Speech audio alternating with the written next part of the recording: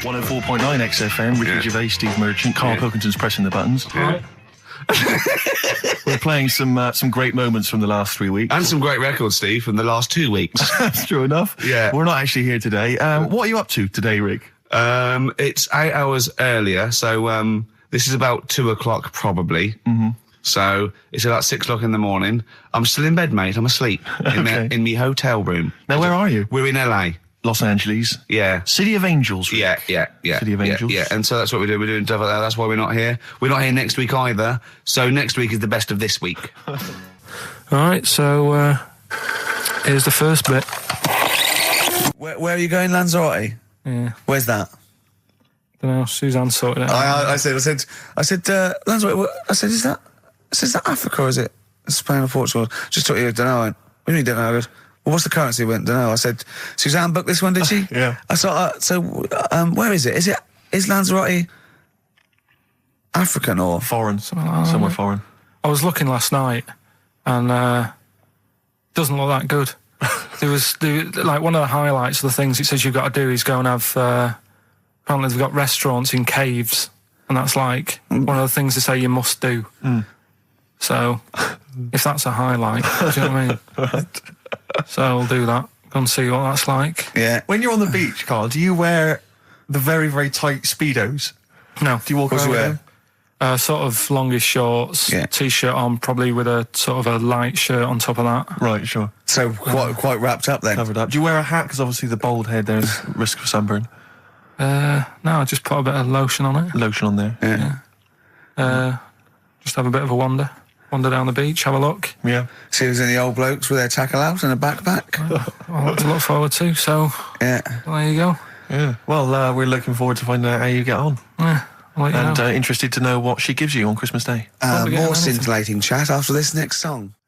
We've had a lot of emails, Carl. I don't want to sort of put a dampener on your Christmas, but a lot of people have been slagging off Lanzarote. One of them just said, I don't know if I can find it. It is Canaria, isn't it? It is one of the Canaries, isn't it? It's a volcanic island covered in volcanic dust. It's very windy, so you have to dig a hole to sit in on the beach, and there's hardly anything to do. That's from Mike Godham, and he says, unless you like quad biking, well, you've seen what happened to... no, don't go quad biking. Not with your little head. There's no protection at all, is there? I don't know what you're thinking. I don't know. At least Rick Mann and Ozzy had lots of hair. Yours would be like Humpty Dumpty. It would crack like a little egg. And then we'd seen there's no kings or kings horses. So, well, they couldn't do the job anyway. No, they shouldn't really send them. They're not really qualified. Horses not equipped to put send a medical man like Neil Fox in. Yes, to mend eggs. Some kind of military horse. I bet he's had egg on his face a few times, hasn't he? What, Foxy? Yeah. Well, most of the series are Pop Idol. Right, Carl. Lanzarote, good or bad? Well, you got to give it a go, haven't you? Yeah, well done. Give everywhere a go. Exactly. That's what I was saying. Don't just take the word for it. I mean, if it had said Nananova, Lanzarote shit, he'd have believed it. Sure. If he'd have overheard it in a pub, Lanzarote a crap, he'd have believed it. He'd have seen it on a website that was mainly concerned with monkeys and witches, he'd have believed it. Yeah. As it is. Everybody raves about New York, and when I went there, I thought it was rubbish. Well, you're an idiot then, because that is possibly the greatest city in the world, along with London. Subjective, though. That's why they have holiday programmes and that, innit? So you see it and you decide for yourself and that. Yeah, but you saw Venice on a holiday programme, as you put it. You went there and you went, it was rubbish, full of black bin liners. Well, it is. Right. Didn't they show them? It stunk. Didn't Judith Chalmers say that? Oh, it stinks here and there's loads of rubbish everywhere. No, she didn't. Did she mention that? Oh, that's what I mean. So it depends what you want from holiday, doesn't it? Well, yeah. So... You're an idiot if you don't like New York, so next. Anyway, come on, break up, guys. Kiss and make up. Well, the general public are getting involved with Carl's holiday, and, this has been a damning report on Lanzarote. There's not been a positive word written about Lanzarote so far. Wow. It's volcanic, there's no natural water supply. Sorry, there's no natural water supply. It's you all have to imported. sit in a hole. What do you think of this, Carl? What do you think of the people that want you to know that you're going to a rubbish place when you can't change it? What do you think of that? Rubbish though, will it? What do you mean? All right. What do you mean it'll be right? Because I'm going to go there thinking, oh, there's no water and that, and there will be water. No, they didn't say there's no water. What did they say then? There's no natural water supply. Whatever. I'm not bothered. It doesn't bother me. All right. I'm going to have a good time and that. What are you going to do? What do you plan to do? Got a book. What book you got? Rich Hall book. I'm just going to read that. So, Brilliant. And the weather's better than here, isn't it? What's the matter? What's the Well, matter with I've Carl? got something to cheer him up. Someone's emailed in, Emma's emailed in, she said that for those that know, those in the know, they referred to Lanzarote as Lanzagrotte. Brilliant. He's a bit fed up. He's got 2 CDs for Christmas from a company that's he's been with for 6 years. He's a little bit grumpy about having to answer the phones. He wouldn't go and make Steve another cup of tea immediately. Selfish. Yeah. Carl, what are you thinking? Nothing. Go on, what were you doing? Come on, Carl, you're getting paid for this. Project. Out. We'll take one of those CDs away. All right. From that classic first album, Velvet Underground and Nico, which apparently peaked at a disappointing 171 in the US charts. Think of that. And that's obviously Lou Reed, the Velvet Underground, and Waiting for the Man. Yeah, great track. So we were talking, we were doing White Van Man, and we got onto genetically modified babies, but and somehow then Carl started telling a story about someone with a horse, and then he got onto, he was trying to make money selling flowers. Just do the flowers briefly. Well, hang on, I just want to recap slightly. So there was a family, and who had the horse in the family? It was... Because you lived on an estate in Manchester. So the mother was a right pig, apparently. Well, I don't know if that's you relevant. don't need to go that far. But what I'm trying to do is like make a picture for you so you understand. What does she look like? Who did she look like? Bit of a, and no disrespect to her, bit like Pauline Quirk. Quirky, yeah. Right? Okay, I knew you were going to say that. Yeah. I knew it was going to be Pauline. Did she have any tats? I've never got that close to it. Okay, all right. So who had the horse? Was this her son or her husband? No, her daughter. Her daughter had stolen a horse. Yeah, from I don't know where. I think there was some stables down the road or something. And they kept the horse in the house with them. They kept it in the house. Did they didn't get have caught? it for long. No. Sorry, and you said you were in the house one day and you saw the horse. No, in what there. happened was I was. They did this thing at school about raising money for charity, right? For some local charity. And they said you can do anything to raise money, and they came out with all these ideas, and I thought that's good. What was the charity? Well, I don't know. I thought forget the charity. Yeah, that's just a good money making idea. So you're a charity. So I asked my mum for some because she used to have a lot of flowers around the house. Sure. I said, can I just take some snippings off them, and I'll go and buy some plastic cups, and got some soil out of the garden, planted the bits of plants in them. Yeah. Got a tray. Yeah. Had about 25 plants on it, selling them for 25 pence each. Excellent. Did you sell any? Yeah, so loads. So did you just cut? You didn't just cut them and stick them in the soil? Yeah, they wouldn't have survived. But I think people sort of thought, well, good on him for trying. But anyway, so I went round to theirs because I thought their house could do with a bit of colour and stuff. Yeah. Because it's a bit rough. So as I went... The horse went, thank God for that breakfast. They've been feeding me kitty cat. So I got up to the door and they opened the door and it was one of them houses where no carpet. Yeah, a horse in the living room. You know. We've all been there. And the horse was walking around the living room. Oh. I looked quite happy and everything because I always say that about animals. Black Beauty was on. Yeah. Well, think about it, right? If you were a horse, where would you rather be? In a little wooden hut with a load of hay, or in like a house with a central heating, 3-piece suite, and a telly and that? Telly and that? No, but I was saying this the other day. And an Atari, right? I was walking through London. Commodore 64, yeah, rubbish. Exactly. Walking through London with Suzanne, right? Yeah. And you know, like homeless people always have dogs. And she said, "Oh, I hope she looks after it." I said, "They've got that dog is happier than most dogs, right? Because people always walk past and give it a pat on the head. Yeah. It's with its owner all the time. Yeah. It's out in the open. It's not locked up in a house. Yeah, it doesn't eat. But other than that, no, it does eat though. They're always all right. So that's what I was saying. I think this horse was doing all right for itself. Do you know what I mean? Well, not many horses have got their own house. Exactly. For a start, yeah. But anyway, that's by the by. Yeah. So anyway, this family. Who's a bit... What were we talking about? It was about cloning... Genetically modified kids and all that stuff, yeah. Right. Now, what I'm saying is you could say, you know, right, Steve, you could have a baby, right? Mm-hmm. And Ricky could see it and say, God, I want one that looks like that. Yeah. Right? It could happen, Rick. So... Come on, work with him. So you take it to the doctors, and I don't know what they do. They inject it with something or whatever. Yep, that's how it's done. Yeah. And get a little baby, and there it is. It looks the same. Now, the thing is, you separate. You both go off and do your own things. Yep. Right? Now, you look at Stephen, you look after your baby. Yeah. You treat it well, you give it good food and I'm a good dad. all the vitamins and stuff. Yeah. Ricky just gives it cheese. Right? So then it changes its looks. It goes a bit fat. You know, it gets tired easily and that sort of thing. Now, when this family... Why am I just feeding a baby cheese? Right, this family who had a horse in their house. Yeah. They had a little baby, And my man went round and said, "You're not going to believe this, but it's a beautiful looking baby," right? Yeah. And I was like, well, you know. And the weird thing is, it was a good-looking kid. But as time went on, they didn't really look after it. And I'm not saying, like, abusing it, but it used to run around. It used to play out till, like, 10 at night. Yeah. It used to chase cars. Right. It was a bit... Did it have hooves? Yeah, no. Chase cars. Right. What sort of kid chases cars? Oh God! No. Was it called Rover? The Did weird it catch sticks? It's Liam, it was called, right? Right. Now, the weird thing is, it was a good-looking kid, but as time went on, and all that, like, not eating properly and its hair was all patchy... It's not Liam Gallagher, is it? and chasing cars and that, and it became an ugly kid. It's definitely Liam Gallagher. And that's what I'm saying, right? You can clone all you like, but at the end of the day, it's how you brought up. Brilliant. Wow. Life. Wow. That was a hell of a point. Oh God! But am I right? Oh, you're always right, Carl. Well, if you've just tuned in, it's XFM 104.9. You've got that bit right. Ricky Gervais show with me, Stephen Merchant. Hello there. Carl is actually in a little booth. We're not in the studio, you see.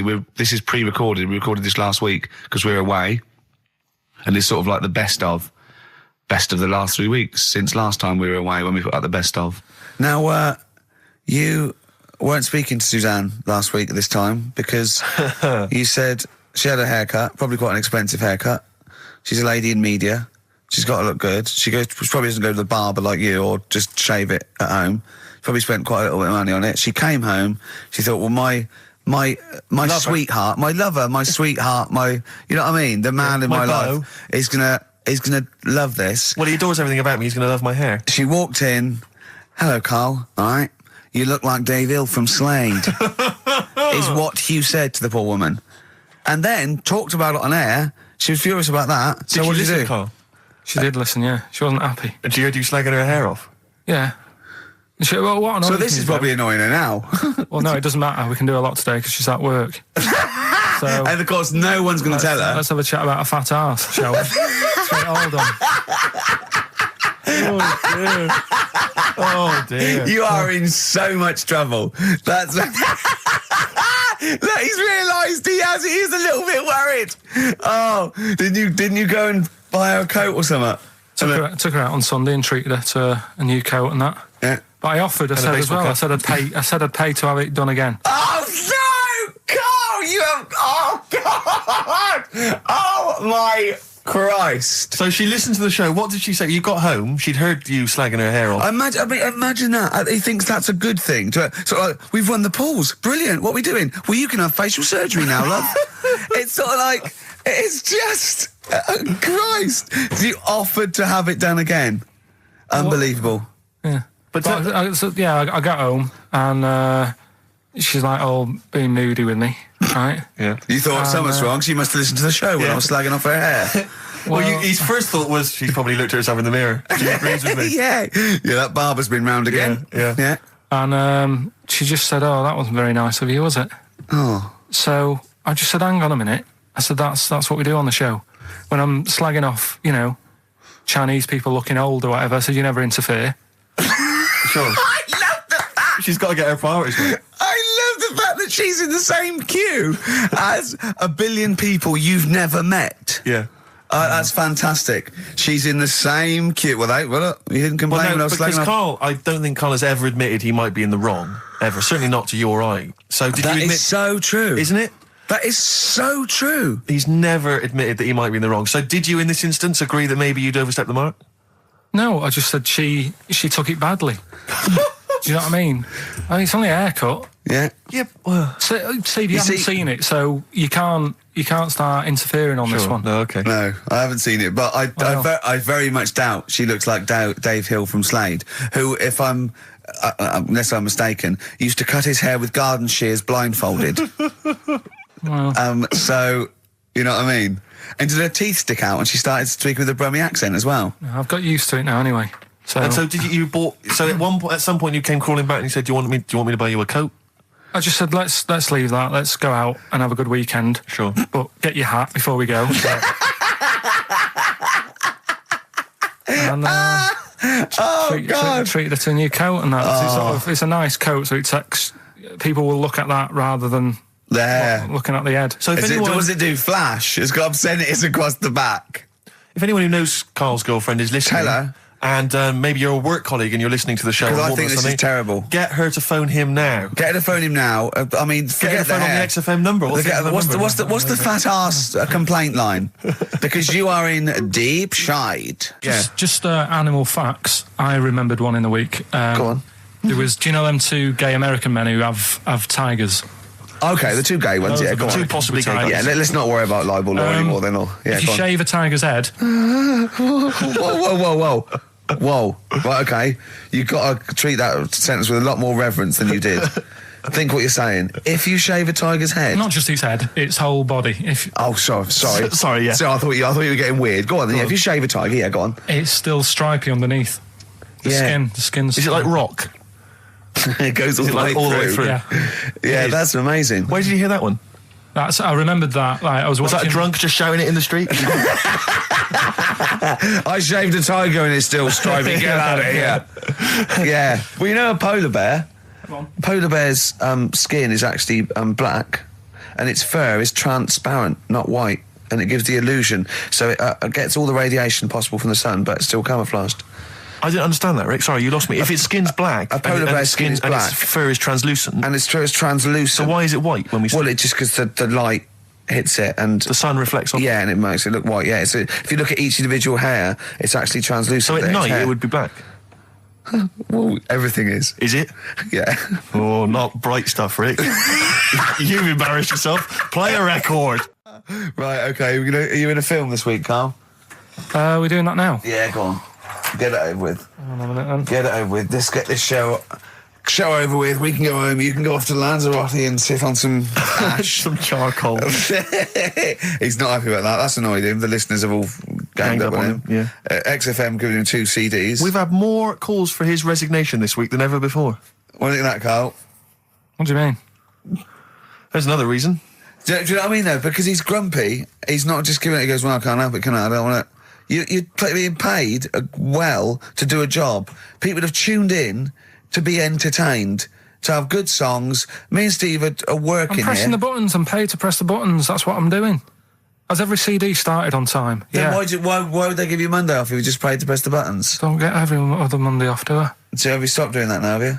Well, yeah. Why? Because there's work to do in that. I'm not moaning about it. Let's get on with it. So it's you in the film Scrooge. Yeah. Which version of Scrooge? The old one. Is it? If it's just you moaning with bells, I'll be annoyed. Right, that is essentially Scrooge. yeah. Right, Scrooge, listen to this, and then there's some question at the end, All right. and you can win some stuff and that. Yeah. All right. Yeah.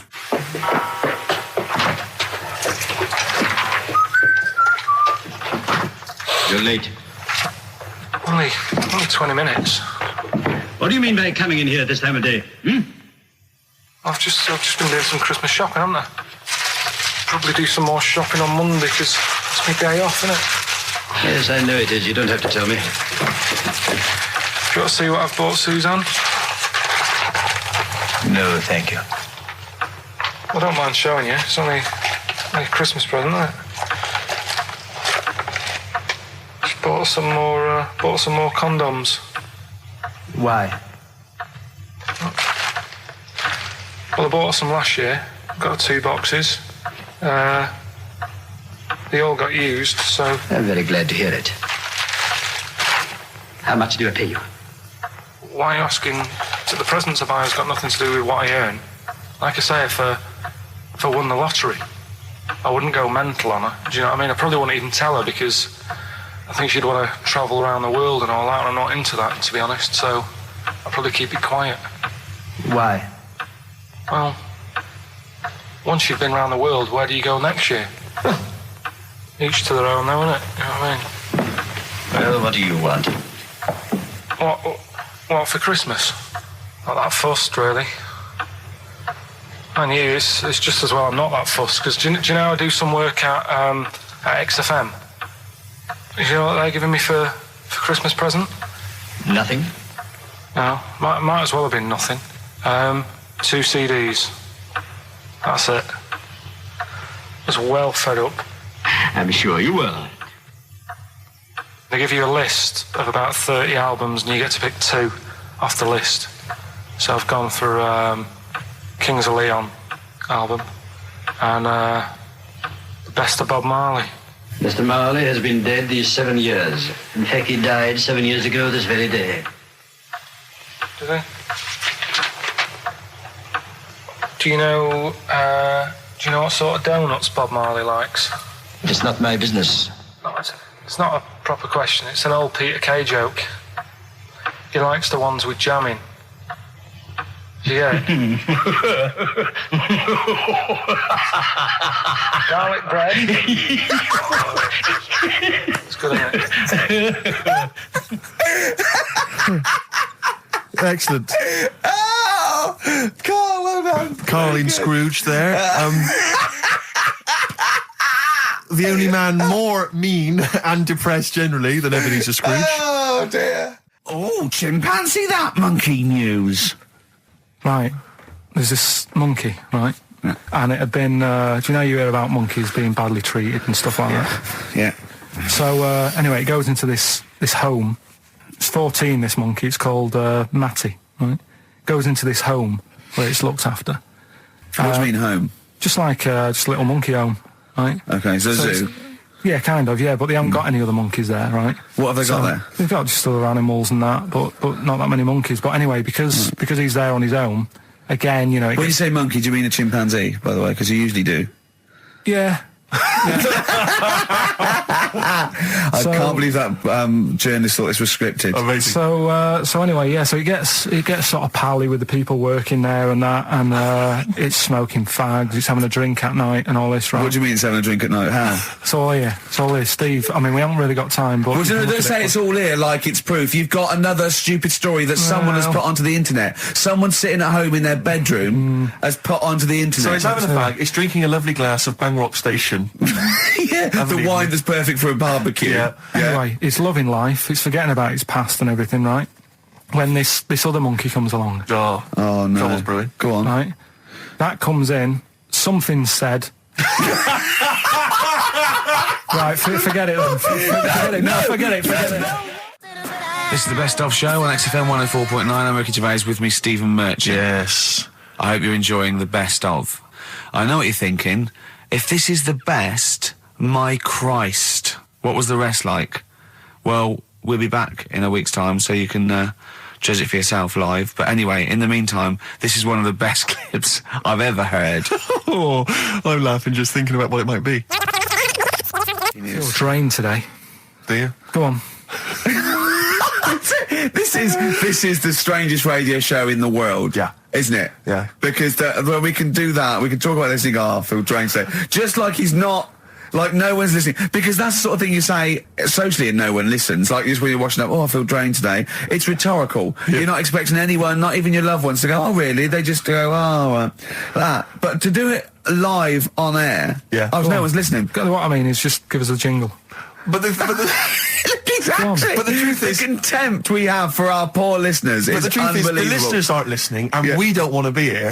So this really is one of the most pointless things ever. No, would have been quite happy to do a full show. But you know what? The flow of it's just... I would love to listen to this back in 10 years. This actual show, let's keep this forever. Let's keep this show forever. The show, we went early, we were bored. It was a day we're trying to save Africa, but we're a little bit annoyed that no one's listening. Yeah, right.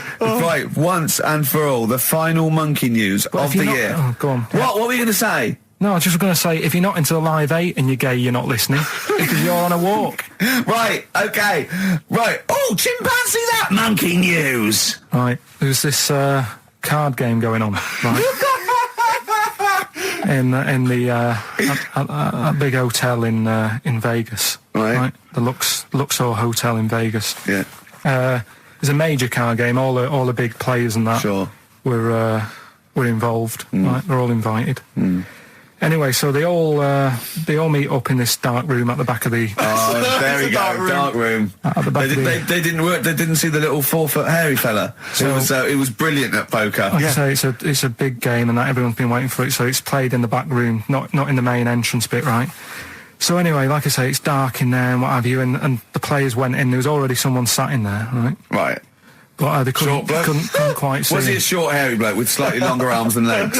Couldn't see him. Were because his arms slightly longer than his legs, couldn't see strangely him, it had enough? been dark. Was he and what have you. holding his hand of cards with his feet? Anyway. So the cards were dealt, right? Cards were dealt, games going on. His cards with his feet! Game went on for hours, right? No one's listening. The terrible thing is that not even we're listening to Carl now. I know. Literally no one is listening so to Carl. insulting. There was a lot of smoking going on. It's going on. A lot of eating and nuts going on. That was a bit weird because they don't normally get through as many, but for this night. So, come on, let's just play Bruce. The Cure, Love Song, classic on XFM. So that's the crabs that you can download their memories. But what about other animals that are in the sea, in that same sea, eating the stuff? Have they tested them yet? I don't know. I think they just took it on because their biology, something to do with, I presume they could take up minerals and, I don't know why. I don't know. But anyway, next one, it's just on the horizons, a bodybuilder, yeah? Married, freaky. married another bodybuilder, right, and they're pregnant, and they had these tests, and the baby was very large, but it was causing it pain, right, in the thing, right, and It's almost bizarre and after the female woke up pregnant after 7 months, and the baby was walking around. No, it forced its way out of the vagina. Oh, no way. Yeah, it forced its way out. It almost had super strength. And it was pulling her along by the umbilical cord, and they had to, and it was a stone. Extraordinary. That's freaky. I mean, you talk about freaky stuff. That's made up. What? It wasn't pulling her along. It was she could feel it. Exactly. And it was, do you know what I mean? Like, just went and just sort of squeezed its way got out because it was ready, because all the hormones. Because it thought it was ready. Oh, God. Imagine that. Just waking up and finding that in the bottom of the bed. Freak out, wouldn't it? Because you'd think it was a nightmare initially. And it had hair and everything, didn't it? Yeah, because all the hormones, there like hair, almost like a beard. There was something in the week about, you've got test tube babies and that now, haven't you? But they've managed to do it. I only caught half I the knew story. he'd be more impressed by the crabs than that. He doesn't care if it's human. No, I am. I'm telling you Go though, that there was something. I only caught half the story because I was busy. But there's something about babies being able to be born without having any people involved. Or something. It's like putting them in an oven or something, and it's like a cake. And after a certain amount of time, it's ready. I think you can buy those in Argos for kids at Christmas. It's my first baby kit. Yeah. There's Play-Doh, I think, that they can buy. Yeah. So what do you think of that then? The baby one. Yeah. I prefer the crab one. Yeah. But the baby thing's pretty horrible. Yeah. So it was bigger than like the average. Both made up. We've made those up. Yeah, they're both rubbish. They're both they are bullshit. both rubbish. Despite the fact they're both rubbish. Yeah. They're interesting. We made those up. Both those stupid stories up. Yeah. Imagine downloading a crab's memories and seeing its mum feeding it as a child.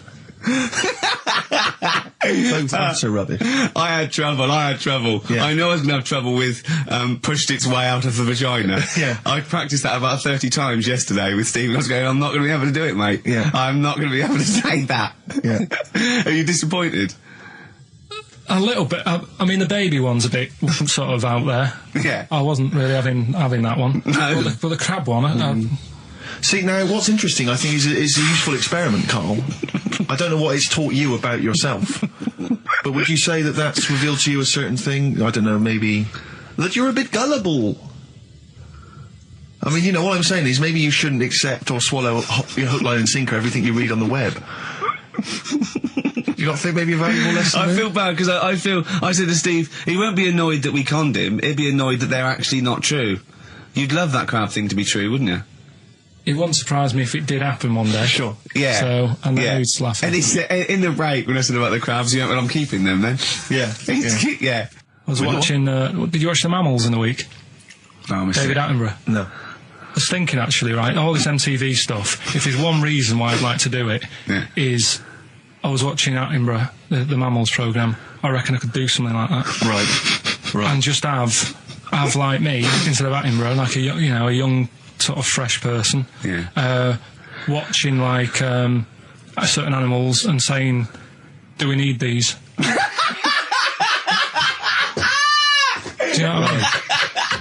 Yeah. Oh God! What's it called? Death on Earth. Well, That's amazing. Do we need these? And, 'cause there's loads of and the stuff. audience at home would vote. Would there be some kind of Yeah, telephone like a vote? vote out system. Oh, the that- thing is like, it's something interesting that I remember I was saying the other night on Do we need these? on Jonathan Ross's show, on his telly show, right? He was saying, he said you could take all the humans off the earth and it would carry on, but take like some animals off it, mammals and that, you got problems on your hands. I thought that was quite interesting. Yeah. So it's like the question is, do we need these? Is that part of the big thing?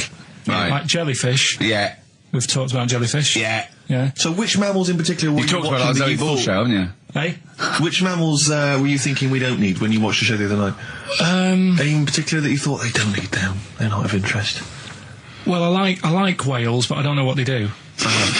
And they're taking up quite a lot of room. Sure. But stuff like, Yeah. but like jellyfish, I looked into because Yeah, you know well, I was I know talking you about did, them, and they were saying they've got no eyes, no heart. There's something like 97% water. Yeah. They're blind, and they do about 33 miles a day. Right. So it's like, do we need them? Could we clear them out? Yeah. Well, the big net. That would be the programme. What? Right, we'll get rid of them. Next week we'll be looking at Rhinos. I think it's genius. Honestly, I think it's genius. And like going along, sort of like picking up sea anemones and going and just lobbing them into the sea. Well, what do you think about MTV doing that? And then I just, in between the bits, Play music videos? I play music related relates to to it. fish, so I could play like Fish, Yeah. that rock guy, or the animals, Rock lobster. yeah, or what else could This I get could in run there? and run. What other songs have got animals in them? The Well, Monkeys, could play the Monkeys. Yeah, there's about 1 million, so let's not start this. No, but do you know what I mean? So do we need this? So MTV flies you around the world And to the you- most incredible exotic locations. You sort of climb up a tree or whatever next to, I don't know what lives up a tree, some kind of rare parrot. You say, look Sloth. at that, it's colourful, Sloth. it's Oh, interesting. you like sloths, don't you? No, they just live up trees, but I'd say, do we need them? Why? Well, what do they do? What do you mean? What do they do? What do you want from an animal? Carpentry. What do you want? I don't like scorpions, right? Right. But then I found out they look after those monkey things. They're not monkeys, they're Whatever. lizards. Well, all right, yeah, then lizards. They look after the lizards. So there's a reason. But do you need the lizard? Could be your Well, next yeah, question. because the local people made shoes out of them. But not when the scorpion protected them, they didn't.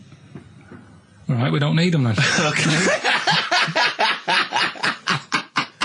So, and so ultimately, would anyone decide? I mean, do the animals kind of get a chance to mount a case for their survival? I mean, is there maybe someone that comes into their corner and sort of defends them? I'd have like a David Attenborough type character who says, Right. well, they do this, and I'll go, yeah, but do we need that doing? Yeah. Yeah. Okay. So, Yeah. so what does an animal need to do in order for you to feel that it sort of gets a chance of life? I mean, like a pet, like an animal, like a dog maybe, or a cat, I mean, they give a certain affection to its owner. Is that a valid reason to survive? Not particularly for you. Not really. No, okay. I mean, saying that, though, blind people use dogs, so they are useful. So dogs are useful. Same Farmers birds, use they often dogs. save people, don't they, in Yeah. snowy weather? Cats. I'd have to think about it. Okay. Keep the mice down. Yeah, but you got rent-a-kill. So Okay. what I'm saying is something that will affect the world. Right. I think you'll find everything does. Except Carl. I'm not sure what effect he's having on the world. I'll tell you what, though, Steve. Right? Did you watch the mammals? I didn't see the mammals. They had bison on it. Right. The weirdest looking things you've ever seen. Yeah. They've really Again, you're on dangerous ground here, Carl. but they've really got it's like, decide what you want to look like. It's just a mismatch of stuff. It's got a really big airy head, Yeah. And like you. sort of bald at the back, Right. sort of It sounds like thinner. someone you went to school with. Was there two of them? Oh, brilliant. It's that thing, though, you see. This happened years ago to me, right? When, you get pally with someone, and then you wind each other up, and then there comes a time when you just go over the line. Yeah. Right? What happened? Well, it was this lad called Anthony, right? Who was my mate. Yeah. And we used to sort of always have a little fight in the toilet and that. Sure. Right? Punch each other. No, I want to wipe it. And the punches, used to get harder Yeah. and stuff. And then, so he hit me harder. Turned out into a proper fight. Yeah. I chipped his tooth on the sink. Right? Right. This happened at school, and it was time for assembly, and I thought, and he's in the toilet crying. I thought, go to assembly. There's police in there in the assembly that day telling people about unnecessary violence. And you thought they were there for you? So I'm like, oh no, Anthony's going to come in a minute, like crying with all blood coming from his mouth. I'm going to get arrested. Yeah. Did you go home and sleep? That was an example of... Yeah. I mean, it kind of happened because I went out with a girl who he fancied. How old are we now? About 8 or 9. I think that's out of order, going out with a mate's girl. Yeah, but she didn't like him. He had like big ears and that. He had no chance. You're so why such a should dick. No, but do you know what I mean? All right, I haven't got the looks like I used to. Sure, when you were 8. But that's before the stress of, having head squoes and that sort of thing.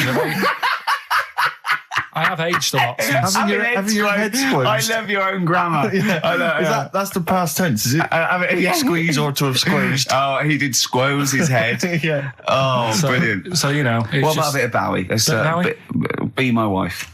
Carl, I'm asking you. I think we can squeeze that in. Be my wife, Carl, come on. You've been voting in all week, sending your emails.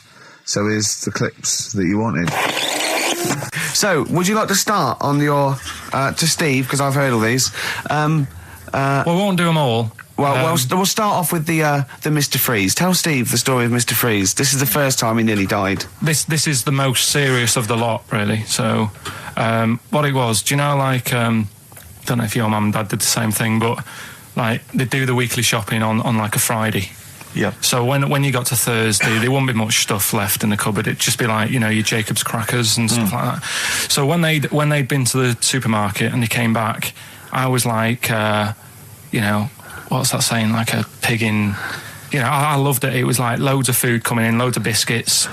What is that saying? He nearly said pig in shit. Right. Is that the saying? Yeah. Right. So all this food comes in. Thank God he didn't. Otherwise he'd have been in trouble. That's true enough. Because he's culpable for our actions because he's the producer. So technically, that twat's in charge. Go on. Right, so anyway, there's loads of food, and I'm like, oh yeah, look at this, and chocolate biscuits, and, penguins and stuff. Bacon. And bacon. Just in case, you never know. So anyway, my mum and dad's putting the food away. Me and our kid are like, he's already grabbed something, gone back upstairs. It's like feral children. It's like a quest for fire. And then they ran upstairs. What did you sit under the bed, gnawing at some sort of pig's trotter? So I saw, do you remember Mr. Freeze Pops? I do, yeah. So they're kind of like popsicles, icicles. Yeah, but really long, like a foot long, right? Yeah. So I thought, I'll have one of them. So I grabbed it. Went for the nutritious stuff first. Absolutely. And like my mum and dad are putting this stuff away and what have you. And I rip it open and knock it back. Right, straight away, just right back like Swallow that. It, right straight, yeah. But it went down the wrong way, right? So what's down your shirt? So I was like, oh God, I can't breathe. And my mum and dad didn't even know what I'd ate. Do you know what I mean? I ate it so quick. Yeah. And I'm sort of tapping my mum on the back, going, and she's going, oh God, he's choking again, because I was always choking. If it was one thing, I don't know if I've got like a small throat, but I mean, even Ricky knows I can't drink that much, can I? Yeah. Do you know, or eat pebbles. I'm not a quick drinker. I'd always, I think I'm scared of like swallowing stuff. Yeah. And it was like bottle tops and mint imperials and stuff. I was always choking on stuff. Oh, jeez. So anyway, she's going, oh God, what's he picked up on it now? Drop it. So, and hit his nose with a stick. So I was going, I'm choking. At this point, my dad had I think he'd put his share away, his food away, and he'd gone His share! I love it! Yeah. He'd gone to watch, Winner Takes All or whatever in a lounge. And I was in the kitchen, and I was starting to, I didn't care anymore, do you know what I mean? I just got to that point where I wasn't struggling anymore. You just thought, I'm done for. I just was, falling to the ground. And my mum's going, get in here, I think it's serious. And my dad comes in and sort of starts shouting at me, saying that's what you get for being greedy. He didn't even know what I'd eaten. Well, it was the moment to teach you a lesson, certainly. So he's there like that, and my mum's going, oh, look at him. And my lips were going purple, and my eyes were rolling into the back of my head. You look like Marilyn Manson. And so anyway, she grabbed me from behind and did that fireman thing. The Heimlich manoeuvre. Yeah. And, winded me. And it came up, and I was all right. What, the whole popsicle came flying back out? You see, that's what I don't understand, because there was nothing there. No, just a little bit. No, it swells up, doesn't it? Because it irritated it, so it went down your sort of like your epiglottis. It went down the wrong way, it went into your air canal instead of your throat, and it sort of it sort of spasms, and that's the fear. You just got to calm it down and relax. So in time, I would have been all right anyway. You don't, Well, no, you might have. So that's so that's hang on. one. So, but No. But the weird thing is, like for like 3 days after that, I felt like a sort of a special person. I went to school. I'm saying nothing. I did full days. a special needs person. I went to school the next 3 days after that. I didn't like wag it or anything. I did full days. I love that. 3 days, turn over. Exactly. After 3 days, you thought, screw it. Yeah, did a quick history exam. Right, next one. weird. That's Popsicle. That's Popsicle Hell, we'll call that. XFM 104.9. Lovely, that one. Now, again, I broke the rules in the week. I met up with Karl. I had lunch with him. And we were chatting and having a cup of tea. And it got onto one of Karl's favourite programmes, was the Tales of the Unexpected. Ah, of course. And all I can think is that he's probably the only person in Britain where they were unexpected. I mean, to him, when that twist came in, you go, gee, I can't... Yeah. Oh, God. Can't believe So it was the tree that did it. I mean, he was probably the only... And we were telling all these stories of horror, and he liked horror stories. And I told him this story. And I don't know if this will come across in the way, but I told him this story. It was a short. It was a horror short. This was a film you saw, was it? Yeah. And what it was, it started off, just there'd been a car crash. You see, it's a horrendous wreck. And you saw it from the point of view of the person in the car. And he was calling for his mate, and he was going, Dave... And he sort of looked over and saw a body without a head that had been thrown at. He goes, oh no, Dave. And then into the field of view came Dave, his mate, and looked at him with a look of horror, and then it sort of went black and you realised that he was just a head and it had been his body. Oh, wow. Right? Yeah. And I said, then it came up at the end, at the executions in the French Revolution, people experience consciousness for, and he went, oh, no, he said, it wouldn't be for that long. And then he went, if it was a chicken, it would work. Imagine remaking that film, but it's two chickens in horrendous car crash. Their own fault for driving. It would work. No, he wasn't having that. Yeah. No, it was too long. I think he said, how long was this film? I went, about 5 minutes. He went, no. It would work if it was a chicken. I like the way that Carl is something like when you relate an incident like that, he's appalled and offended and annoyed by the people that made it, even though he's never seen it. Oh, he's annoyed. Yeah. Do you have a favourite Tales of the Unexpected, one that you remember particularly that shook you up? Yeah, we were talking about the one on where there's some woman in prison. Have you seen that one? I can't remember them all. Right. This woman's in prison. Yeah. And she gets a bit friendly with the guy who takes the dead bodies out. Right. And he said, I can get you out of here. He said, what you've got to do, right? You've got to, I don't know, at midnight. When you hear the bell toll, that means there's been a dead body. Yeah, there's been a dead body. So what you've got to do is go into like the place where all the dead bodies are, get in the first coffin on the right, and then I'll come along and carry you out and you can run away and escape, right? So she goes, yeah, all right then. So she hears the bell go. I'll bury you, right? And then I'll come back later and dig you up. Right. Yeah, but that's the point. It doesn't matter. It does matter. Trust me, Karl, it really matters. Okay. Listen, I don't know if I'm going to ruin this for people at home. Yeah.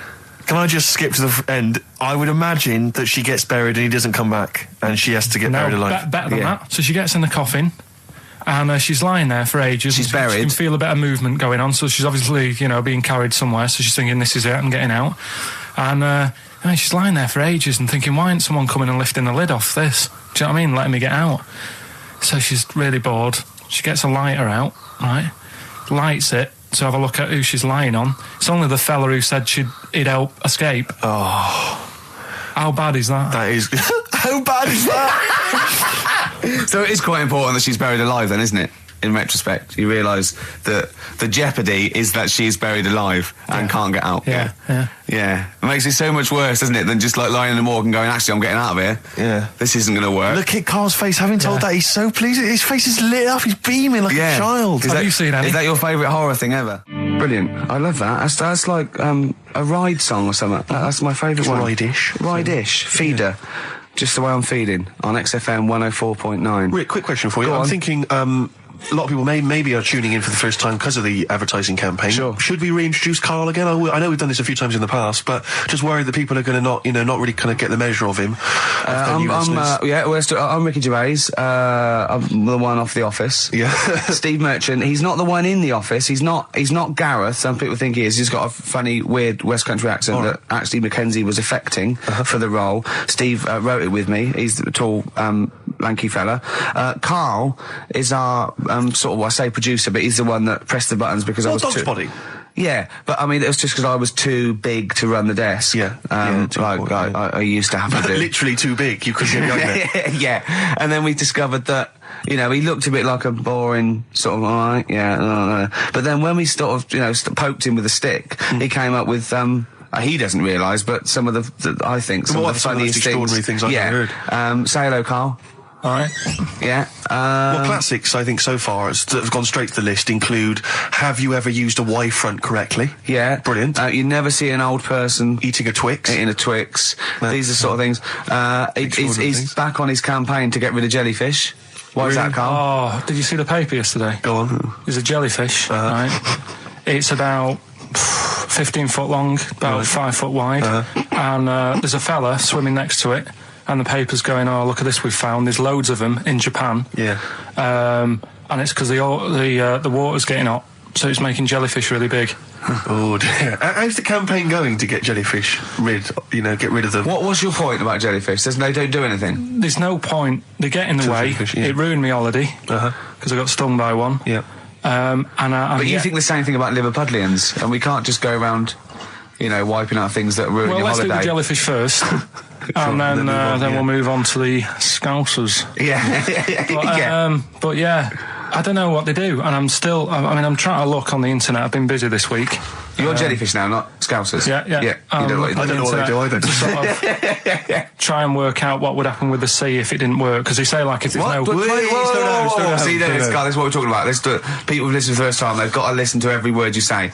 You want to find out what would happen with the sea if it didn't work? If jellyfish weren't in there, do you know what I mean? Because stuff like coral, apparently the sea would be in a right state if you didn't have any coral in it. Fish, do you know what I mean? I always worry about how many fish we're sort of eating. Because you go past... Sorry? No, do you know, you go in Marks and Spencer's or Selfridges... There's loads of fish in there. And there's really fancy stuff that you think they've killed that, and it looks good on the counter, pretty impressive. Yeah.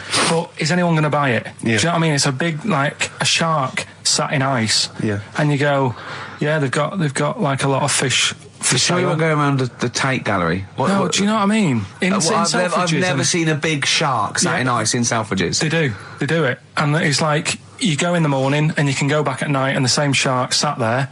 And it's... So you know it's the same shark, do you? It's the same one. So what, same face? Are you sure he just hasn't lost his mum? And he's just he went shopping with her Christmas shopping and he's just he's stranded, he doesn't know where, he's just waiting. You know I'm right. I've never seen a shark in Selfridges. Well, all right, then say maybe that's one day a week, but on other days they'll have Shark Monday. I think, Selfridges. Today at Selfridges is Shark Monday. Yeah. No, it's just that... So your point is that there's all these fish not being eaten. Yeah. So and they're being killed. They've taken them out of the sea, no one's eating them. And you're worried, that the sea's going to rise because the more things you take out? Well, we're just going to run out. Because the fish drink it, don't they? And that keeps the water level down. Yeah. No, well, you know what I mean. There's stuff that worries me. You're worried that... Was it you who said that you were worried that... Because, there's sponge in the sea. Yeah. But if they took it all away... No. Was that him? That's a Stephen Wright joke. Is that Stephen Wright? What was the joke? Sponges grow in the sea. That kills me. How deep would it be if they didn't? I love the fact that he confused you with Stephen Wright, who for a living purposely says ridiculous things. Yeah. Does that worry you, Karl? Well, think about that and play a record. What do you want? I'd love to. A classic, a beautiful song by Simon and Garfunkel, April Comes She Will. Yeah. Some doctor or something who was into the way bodies work, they got their head cut off. Who did? The doctor? Yeah, he was doing a bit of an experiment. And he cut his own head off? Yeah. Okay. And it was about, he said, when my head's in the basket, I'm going to blink my eyes. Right. Okay, sorry, hang on, let him finish. And, so the doctor has chopped his own head off, and he's told everyone, I'm going to blink my eyes. He's in the basket, and he goes right, I'm going to blink my eyes about, as many times as I can. So quick, count them. And and they count, and he got to like 15 before he Right. died. Now, this is how Carl told me that. Till Nick Frost explained that, Carl told me, he said, right, well, a bloke, right, he had his head cut off, and when his head was in the basket, he went, count how many times I can blink. And I went, well, that's rubbish. He went, no. And Nick went, well, no, he actually said, when my head's in the basket. He went, and Carl went, all right. I said, Carl, do you know the subtle difference? Do you see the subtle difference? I have to say, though, guys, I still don't really understand what went on there. You've both lost me. The story is that a bloke who'd been found doing... you mean that Carl just explained it and that was a clear version? Because I still don't know what you're talking about, Carl. Well, this bloke had his head cut off at experiments against God. He was a doctor in the, in olden times. Yeah. And when they cut his head off... Why did they cut his head off? Because it was... he was executed. Crimes against... Exactly, he was executed, yeah. And he said to his assistant, when my head's in the basket, I'm going to blink, count how many times I blink and write it down as an experiment, right? Carl told it to me, like his head was cut off and he went in the basket, and when his head was in the basket, he looked up and said, count how many times I blink. Yeah. I love that. I love the difference in that story. Yeah. Both rubbish, but, one's possible and one isn't. You believe anything that you're told except when we tell you the truth. Right, here's one. Christ. Ghosts and that we got talking about. Sure. And Nick said, right, he said, you'll like this one. He said, my auntie was having loads of problems. Why are you whispering? It's not illegal to talk about ghosts on the radio. No, but It's eerie. so the auntie's in the house and that, and furniture's moving about all the time. Oh, God. And they were like, no, Steve, you told me this one. This is such rubbish, mate. No, come on, let's listen. I'm going to leave it to you. I'm going to sit back and enjoy it. I'm just going to watch your face, Steve. Right. Sorry, so I missed the beginning there, Carl. There's an auntie in the house. Basically, Nick's auntie. Right. In the house, things moving around all the time. And it was just annoying every time she tidied up. It was like... it was just annoying. Making a mess. It was one part annoying to two parts scary. Yeah. So... stuff was moving around all the time, and they said, right, we need an housekeeper. Rather than having the house a mess, until we sort this out. I've got the vicar coming round. Stop moving stuff around. Oh, yeah, go on. They said That shouldn't be in the pants drawer. let's put all the furniture in one room, right? So just have one room that's a mess, and have all the others empty. Because I love the poltergeist can't really... It can move wardrobes around, but it can't open a door to put it in another room. Yeah. Poltergeist going, I'm just making this room messy. I wish someone would open the door so I could... Go on. Yeah, but... So all this stuff's in this room. So they moved all their furniture into everything, one room. They put like the drawers in there and everything, and it was really uncomfortable because they were all like on top of each other. They sat in the room with all the stuff. Yeah, they had to, because that's where the 3-piece suite was. Okay. Oh, God. Right? All right. Oh, God. So they sat there, like, all crumpled up and that, but nothing can move because it's so tight. I think things were trying to move, but everything was so tight. It's They just foxed that poltergeist. So anyway, one night they sat there, like, sort of a bit awkward watching the telly and that, and they hear some banging in the next room. So she goes, oh, God, what's that? Oh, he hadn't moved in, had he, the ghost? So to some of the empty rooms. So there's this He's moved some friends and family in. There's this banging about going on. She gets up, right? Yeah. And what it is, they had the baby in the next room because there wasn't much room for the cot. Right, so they left the baby with the ghost. So they go into the room where the baby is, and the banging... Yeah. Is like, do you know those plastic balls you get that you can chuck around the room and like they go mental? Right. The ones that you chuck once and you keep bouncing for ages. Yeah. That was bouncing around the room. Wow, what, the baby had thrown it? Hitting all the walls, and the baby was there, stood in the cot, sort of laughing. Right. And looking at the ball, and wherever it looked, the ball went. Yeah. And then she said, stop doing that. Yeah. And the ball just stopped. Did it? And it rolled a bit and stopped. Right. So the baby had thrown the ball and it was watching it as it bounced around the room? It wasn't throwing it was in control of it. No, the point is, Steve, the baby had been doing it. It would have been the baby all along. The baby had been messing with the furniture. It was so a baby it's a that had super the power. baby. Yeah, it's a baby that had the power. Special baby. It's a baby that had the power. It's a baby that had the power. The power of telekinesis. Right. They were then trying to convince me that telekinesis was not like all the other stuff that I didn't believe in, but that was a science. Right. Telekinesis was possible. Yes. Yeah. It's not like ghosts and demons and all that stuff. Telekinesis is different. Yeah. That's a science. But Nick's auntie saw it, and I love the fact that you're telling me that someone else's auntie saw it, so I should be satisfied with that. Yeah. I should be satisfied with that. I mean... No. So does she still live in one room with all her possessions? No, I think... The baby grew out of it, apparently. It grew The up. baby grew out of it. So it doesn't use its telekinesis powers anymore? Well, no, it's like in Carrie, innit? She was upset for a bit and then she got over it. Okay, I'm just going to say one thing, Carl. That was a film. Do you want to play a record or... Can I just tell you a story that Carl told me a couple of weeks ago? Is this another ghost story? Another Yeah, spooky it is, story? yeah. I called him out. I was, what are you doing? He said, I've just been reading ghost stories again.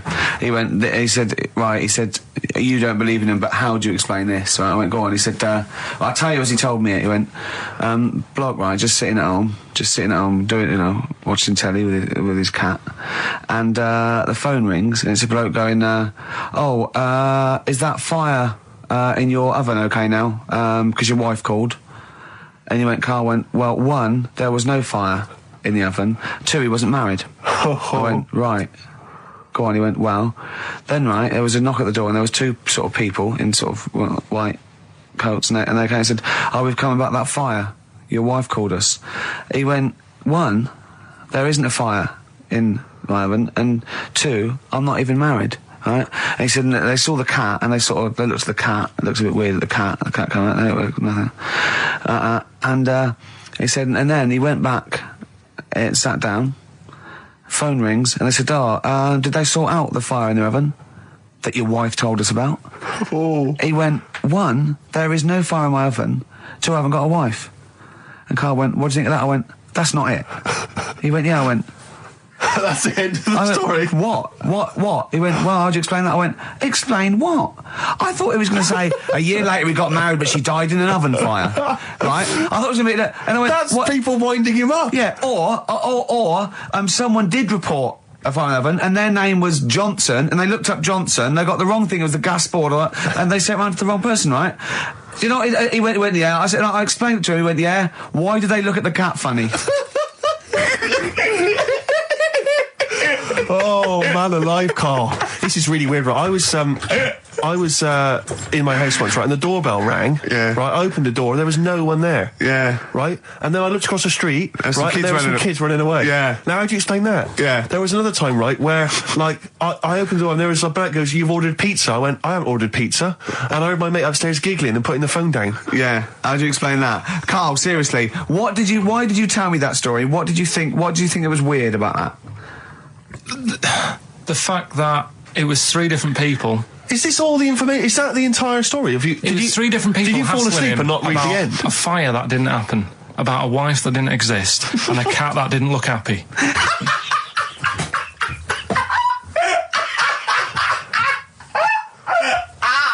Oh, I'm gonna have a heart attack, Carl. What? I mean, why did they look at the cat funny? Because cats don't like spirits, do they? What? The other blokes were ghosts?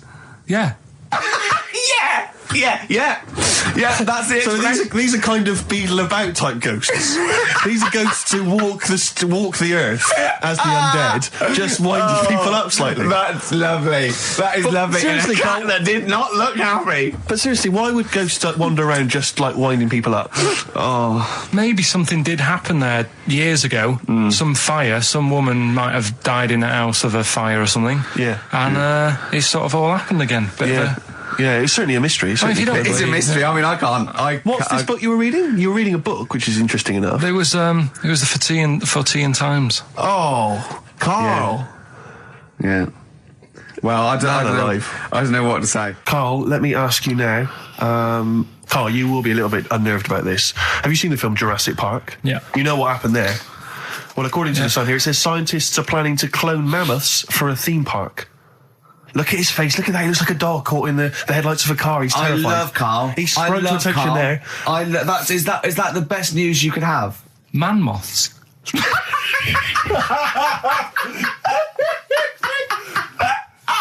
Right. Yeah, man moths. I Man love moths. the fact that that's why he was so excited that they bred a man moth.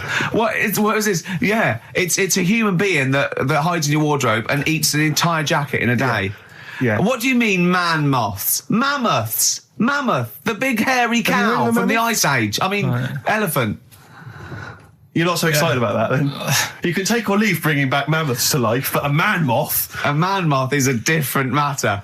Oh, if we'd have never brought that up, he'd have gone and told someone now. Yeah. You know, they've bred an half man, half moth. This is what we That's how mean. things start. This is what we mean when you hear don't- these ghost Are you stories. slightly deaf? Is that it? When you hear these stories, is it? Carl, is English your first language? Are you actually foreign? Is that the thing? yeah. Should we speak when we say slower? foreign, we mean not of this planet. Yeah. Should we speak slower? Would that be a help to you? No, go on. Next What do you one. make of Do that? you think that's good? The Do you think idea that's of good to bring back mammoths? prehistoric animals. These giant elephants. They're slow, aren't they? It's not as if they're going to like get out and run fast and they can't capture them. They'd probably be a like fence, to be elephants, honest, aren't Carl. They'd probably be a fence. they? No, but I'm saying, but you're asking it as if like, oh, it could all go wrong, but it couldn't, could it? Well, Really? but the point was about Jurassic Park is they thought it wouldn't go wrong. They thought they had it all under Yeah, but control. that was And Have you learned dinosaurs. nothing from Jurassic Park, Carl? Dinosaurs would say, "Oh, think about it before you do it." But with a airy elephant, it's not going to. not a concern for you. Would you go along to see him? Would you be interested in that? If it was in the area, He's great, isn't he? I'd love a queue, Nothing right? impresses No, him. but what I'd like to do is Carl sitting like Yoda in a little cave, and I'd just like to see people like Tony Blair and Stephen Hawking in a queue, and they go and say, "Carl, got a bit of a problem." And thinking of cloning a man and a moth. Problem? Not an issue. No, if I'm in the area, I might cruise around and have a look at it. Otherwise, just don't send it near my clothes. Oh, that's fantastic. So it's just for a second. As the words "man moth" came into your head, how excited were you? I mean, were you both terrified and excited? For the moment when you thought that they'd cloned a man and a moth? I pictured What kind of face did he have? Did he have the moth's head or was it a man's head? just a little man head. Right, what was his face? What did it look like? He just was like a bit shocked. Perplexed, yeah. Yeah, it was like he'd been grafted onto the body of a moth without his consent. And when he was asleep, lad. Yeah, he'd woken up. he just went in to have a goiter removed, and they said, "We've He replaced woke your up with goiter with the body of a giant moth." Yeah. Is that all right, Mr. Jenkins? So he had the head of a little. Was it a little boy or a man? little man, Right. Okay. and he's just bumping into a lamp. Just running into the. if you went into hospital and they'd done something, what's the worst thing they could do, right? What would you rather have done, right? You wake up and you've got lobster claws for hands. Right. You wake up and you've got duck's feet. Or you wake up and you've got one horn coming out of your head. The worst thing, Yeah. probably the horn coming out of my head. Why? Get in the way. That'd be useful, wouldn't it, in fights and stuff? And for like parties, people would play Well, I suppose quoits. the lobster claws would also be quite handy there. Well, listen, I'm a big fan of that TV show. It's on digital TV. A lot of people won't have it, but Inside the Actor's Studio with James Yeah, Lipton. yeah. And he interviews lots of big Hollywood stars, and he always asks them these same questions at the end. Can I just run a few of them past you? Go on. Okay. So, if you could do any other profession other than the one you do now, what profession would you do? Can you just change that to apart from a paper round? Apart from a paper round. Oh, If you could do any other okay. profession, Carl. And it doesn't matter about like. Doesn't matter if you've got the skills or anything. In an ideal world, if you had the ability. Well, I think I'm about to buy somewhere, so I reckon something, using tools and like doing a bit of plumbing and that. So a plumber. Well, sort of an all-rounder. Right. A handyman. Well, yeah. Yeah. I think, you don't get paid that much, but it's useful, isn't it? So, But you'd get your own show, couldn't you, with Carol Smiley eventually? well, all that, but the money that you don't make, you save by not having to pay someone else to do the chores. Do you know what I mean? I don't know what that sentence meant. Right. No. A plumber, how much is the average plumber on? The money you don't make, you save on not getting someone else to do it. No, just think of that. No, look, break that sentence down. Are there any... Sorry, Rick. Sorry, but people who live in glass houses. Yeah. Anyway, let's just go back to Lipton quickly. We've got a couple to get through here. So, your favourite noise or sound? Favourite sound or noise? Oh, Is it me? no. It's not me. Hang on a minute. It's not me. Are you sure it's not me, Carl? I like Elvis. Noise. Elvis. Elvis. In the ghetto. The sound of Elvis. Elvis in the Ghetto. Brilliant. Okay. Yeah. And your least favourite noise or sound? I don't think it should really be records and music. Noises, things that you hear at home or whatever. Maybe like a sound of a The least favourite noise. least favourite. The sound of Probably like sound of ghosts. fire engines and that. Right. That's annoying. Except if your house was on fire, presumably. I think it's a bit unnecessary. You think they're just doing it to wind people up? I live on like a busy street and it's happening all the time, and it is like, just sort of have a blast of it and people will hear it. You don't have to keep it going. Yeah, Sure. So that is pretty annoying. And if heaven exists, Carl, when you get to the pearly gates, what would you like God to say to you as he welcomes you into heaven? What would you like God to say to you? Who asks these? What show's this? It's a programme where celebrities are interviewed by a guy, an American interviewer, and he always asks these questions at the very end. What would I say to God? What would you say to God when, if you believed in heaven, and if heaven exists, when you eventually go up to heaven and you're welcomed in through the gates And by your God, Parker and your Stussy T-shirt and your...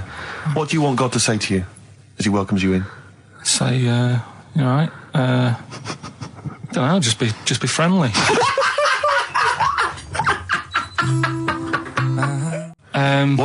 Is this something that happened to a friend of yours, or is this... No, I read about it. You read about it, okay. There's this little lad, right? Okay. First of all, it's years ago, right? When they didn't have decent doctors in like every town and that. Yeah. And this little kid is dead ill, right? Yeah. And the local doctor... Well, there's a phone call involved, so I don't really get the impression that it's like medieval times. Yeah. Yeah. But I didn't say that. I just said it's years ago. So this kid's ill, right? Yeah. And he's lying in the bed, and he's all going funny colour and that. Yeah. And his mum says, "I'm going to get the local doctor around." The local doctor comes round, and she says, "Oh, so I don't know what's up with him." He said, "Leave it with me." Leave it with me. He said, the doctor said that. I'll have he said I'll phone up a top doctor, okay, who was in America or somewhere like that.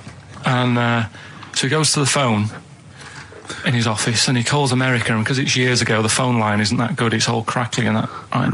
Yeah. So he's talking to the doctor and he's saying, "I've got this kid, he's a funny colour, and he's really weak and that. I don't know what's he's up not with him." giving him much to go on. Right? Sure. So the American doctor, right? Yeah.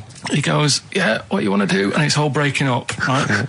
He goes, "What you got to do? You got to it's all breaking up. You've got to give him some parrot's blood, right?" Some parrot's blood? Well, that's what he thought he said, but the line was really bad. Yeah. He meant parent's blood, but he heard that he said parrot's blood. He said, "Right, I'll do that. Leave it with me." I can see where this is going. He goes to a pet shop. Yeah. He says, "Give us like half a dozen parrots." Sure. Takes them round to the kid's house, takes the blood from the parrots, puts it into the kid. Kid's fine. The kid's fine. It worked. Such a load of shite in my life. I've never heard such twaddle, such just made up, enhanced, exaggerated bollock in my a life. load of old rubbish, Carl. I mean, when he told me this, he said, the doctor said, "What do I do?" And the doctor on the other end said, "Give him some blood." And the doctor went, "Where do I get blood from?" So hang on, wait, I just need to where do I get clarify. blood from? Give him some parents' blood. Give him some parents' blood. Give him some parents' blood. Yeah. But hang on, I just need to know where you read this. Carl. Where was this? Where did I you read stitched this? you up. You know what he said? He said, "So do you believe it?" I went, "Tell it to Steve." He went, "Do you believe it?" I went, "Tell it to Steve." Carl. where did you read it? That was on the internet. What? About Where is illnesses. it on the internet? I'm always looking at stuff. I was looking at stuff this morning because of Yoragella last night. eating all that funny food and that, and also they all got a bit scared last night, didn't they, with a snake? I didn't see that. So is this I'm a Celebrity, Get Me Out of Here? Yeah, he got all worried about a snake getting on the sort of wandering about in between the sleeping bags and stuff. Yeah. And they were all scared, and it's so easy. Leave it with me. Sorry, the doctor says, "Leave it with me." Yeah. Leave it with me. Well, they were all scared because there's a snake, and it's so easy to find stuff out. Before they, where are they? Where is this jungle? Australia, I Right. think. Before they went, give it half an hour on the internet. I found out with snakes, you don't need to worry, right? They're deaf, they haven't got any ears, Right. So as long as you're really quiet, it'll probably leave you alone. Yep. And also, they don't have eyelids. So they were suggesting if one's coming towards you, just like kick sand in its eyes because it can't blink and it leaves it a bit like annoyed and it wanders off. But they didn't do any research before they went. Yeah. And that's I think your knowledge would hold you in good stead. I don't think you need to know any more than you know.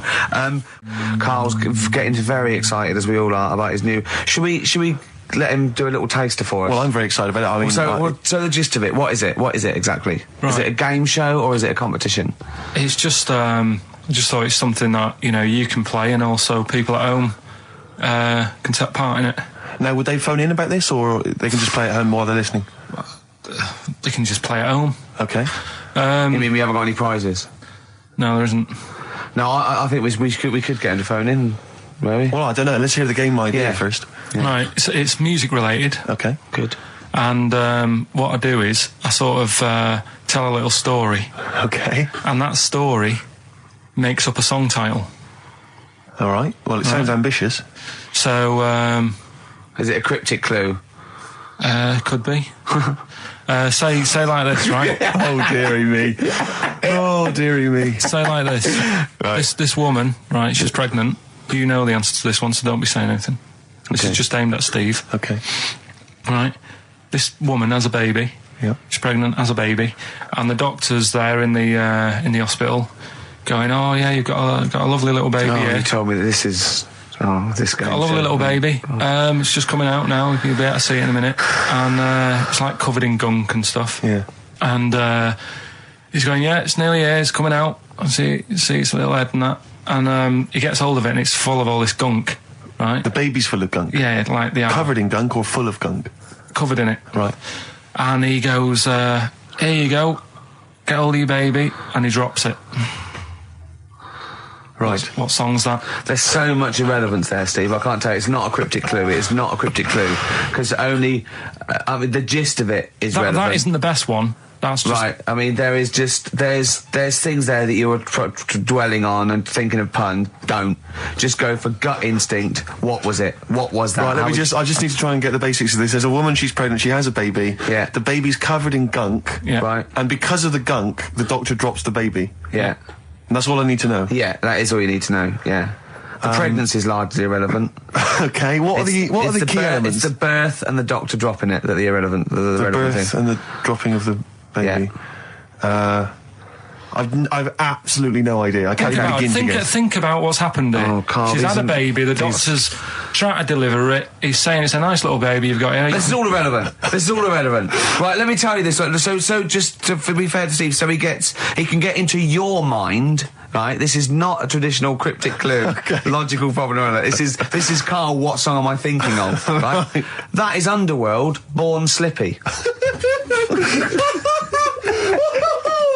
I have to say, actually, that makes textbook sense. Yeah. No, that does actually. No, I'm sorry. Do you like all the story about it's all right, you can see it in a minute. Oh, it's just covered in gunk. Yeah. No, I agree there is some extraneous detail, but I have to say... Yeah. That Born was good, because it was... That's the look of it. Was Born was good, yeah. And Born Slippy... no, I was quite impressed by that, Carl. I have to say, no, to be fair to you, I'm not just patronising you. Oh, well, wow. I actually think that was really good, and I disrespect Ricky Gervais for slagging that off, because I actually think that was quite good. Well, let's go ahead with it then. I feel we could maybe open this up to email correspondence or okay, or the let's phone go lines. for it then. Okay, this is Karl Pilkington's new game show idea. It's just what's the song? Karl Pilkington presents What's the Song? Ladies and gentlemen, please welcome to the stage Mr. Karl Pilkington. And Karl Pilkington with his brand new show, What's the Song? What song am I thinking? No, I mean... You're nervous about this, aren't you, Rick? I am. You're worried. Well, because I've heard some of these clues before. And they're ramblings... Sometimes they're close to ramblings of a fool. Right? And it really is like those, what am I thinking? Yeah.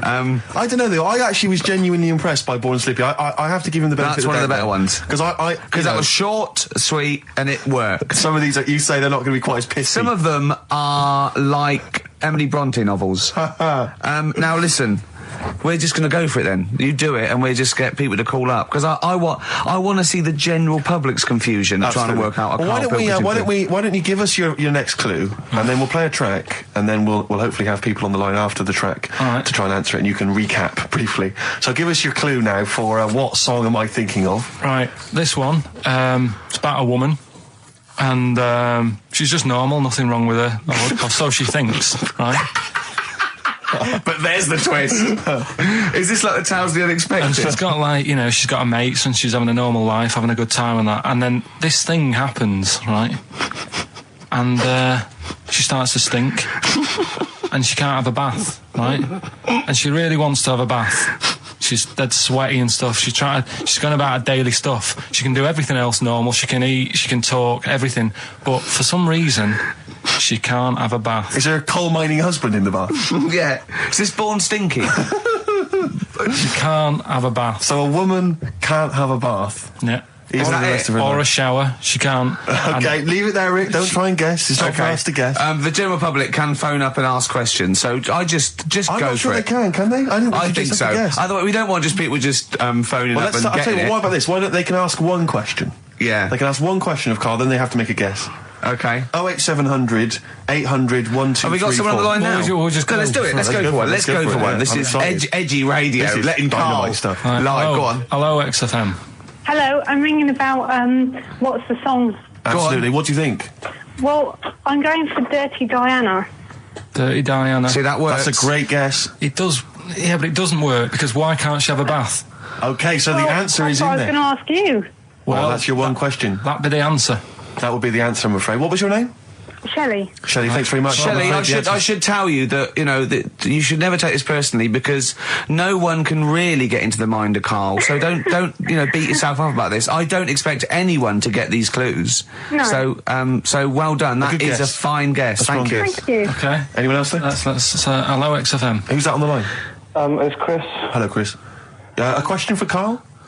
Before you I give us don't your have, guess? I haven't thought of a really good question or anything yet. You just want to go for the guess? No, what I thought was, I'm sure Simon Mayo used to do this when he did the breakfast show on Radio 1 years ago. No, he didn't. So you've just pinched this idea, Carl? If you're going to rip someone off, Carl, do not rip off Simon Mayo. I haven't ripped this off. I thought this was a new idea. I was going to do it with sound effects instead, but that's... Yeah, he used to do that, and he used to get his team to play other characters. In the You story. idiot. Well, no, hang on. Not you, Chris. I'm saying you idiot to Carl. Yeah, but nothing's new anyway, is it? So I'm not getting annoyed about it. Very true. What do you think the answer is? Is it Cornflake Girl by Tori Amos? Good answer. She couldn't have a bath because she'd go all Go floppy sloppy and and that. then go down the plug hole. Good answer. She's all soggy. Yeah. So It's not, is it Cornflake Girl? No, it's not, but That's a great answer. It could have been. All right. Okay. You're already seeing the error of this, aren't you? I think this is great radio. I'm know. really hooked on this. I'm But genuinely excited This now. is really like that. Those so-called lateral thinkers. A man got into a field and dies. Why? Yeah. He ran out of air. No, Yeah. not the one I'm He thinking was of. shot. No. Yeah, That was a good Well, answer, but... couldn't Simon Mayo sue you or something for doing it? Will you stop? Don't mention that. Yeah. Listen, I think if you're going to steal ideas from someone, it should be a brain box like Mayo. I mean, he's the man who's The doing only it. example of one I can ever remember hearing in his show, because I was quite young then, was some people were pretending to tap someone's phone or something, and then they got caught, and the answer was just bugging by whistle, because they were... Genius. That was absolute genius. That's absolute genius. See, Chris, we're Carl, I don't know if that's the sort of Carl's ever standard been you've got to come up that. against. Yeah. Thanks very much, Chris. the phone lines are hot. Oh, hello, XFM. Hi, is it Candy Perfume Girl? Is it what? Candy Perfume Girl. Candy Perfume Girl? Yeah, Candy Perfume Girl. Is it? Well, who's that by? Madonna. No, it's... That sounds like an obscure album track. No, it's Wow. just one of her songs. Just That think is it. about it. She stinks and everything. She's a normal life. I didn't say she was a sweet or anything. But for some reason she can't have a bath or Is a this shower. a big song? Just to give him a clue. It's a bigger song than Candy Sweet Girl. Thank you was very a much single. indeed for your guess. It clearly is Thank right. you. Cheers. Sorry. Okay, one more, then we go to a record. Come on. Okay. Go on. Hello, XFM. Carl, Yeah. is it High and Dry by Radiohead? High and dry. High and dry. Now that's great. She smells, which is another word for high. She's dry because she doesn't have a shower. Carl, if it isn't that, yours will never be as good as that. He's the winner. Whatever you're thinking of, that clue is brilliant. What's your name, mate? It's Richie. Richard. I mean, you can't beat that. That's a bit too lateral. Don't be stupid. It's perfect. He's made yours into a clever clue. He's made high, she smells, dry, she never gets in the bath or shower.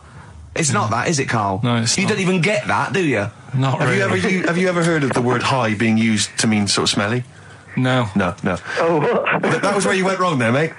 Richard, I'm declaring you the winner, even though that isn't the answer. I don't think Thank we you. should give up this early. Can we just let's play a song and, Let's play a song. give it one more chance, because if people think about it, it is really easy. I'm not going to find out the answer now because I've got to go out. Okay, we'll do it very quickly. Stay in for 10 minutes. We're just going to play a new Coldplay track out. Okay, let's hear Brilliant. Coldplay and then we'll come Cheers. back with this.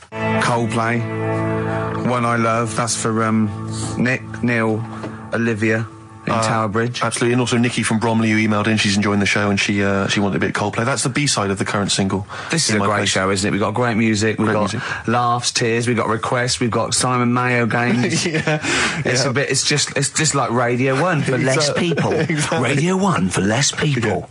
This is great, isn't it? So go on then. So listen, Carl, you were so excited about this game, weren't you, earlier? You came in with a hop, skip and a leap in your step. Although I must say, the phones are going mental. We're going to have to take some more calls. People love Carl. High and Dry is great. I mean, it works. Can we have a very quick... Just recap in case someone's just very joined in. quick Can you make it so High and Dry doesn't work now? Give us a bit of information that makes it different to High and Dry, or can't So you for those that even have do just that? tuned in, Carl describes in a roundabout way a story which somehow is representative of a song. Is that right? Song title. A song title. Yeah. Okay. So this woman, she's all right. You know, she has a normal life, Pretty much. kind of. Yeah. There's probably a few things actually that she can't do thinking about it. But the main problem would be having a wash or having a bath or having a shower. Yeah. Maybe going for a swim thinking about it. Right. Let's go. I think water is the clue, isn't it? That's the clue. Who's Who's that on the line? Hi there, it's Mark. Hello, Mark. Hi, Mark. Right, What do you it think? smells like Teen Spirit, Nirvana. No, it's not. That's a great guess. Smells like Teen Spirit again. He's also No. brilliant. Thank you, Mark. Well done. No, it's not that. All right. Hello, XFM. Oh, that's a dodgy mobile. Oh, that's a bit of a clue. A dodgy Hello, mobile. XFM. Oh, they've just given up. They've all been going for Smells Like Teen Spirit. They just hung up. Hello, XFM. Hi, is it, She's Electric? Excellent. She's electric. It makes sense. That's fantastic. Oasis, Carl. she's electric. Why does she smell? Because she doesn't have a bath and that. Because she can't have a bath or a shower. What's your name? Neil. Neil got it. Neil got it. So, did you get it straight away? No, only during the song. A process of elimination from all the other wrong answers. Yeah, basically. So, She's electric. Rick, I have to say, you're holding your head in your hands, and it looks like you want to shoot off. But I have to say, I thought that was quite good.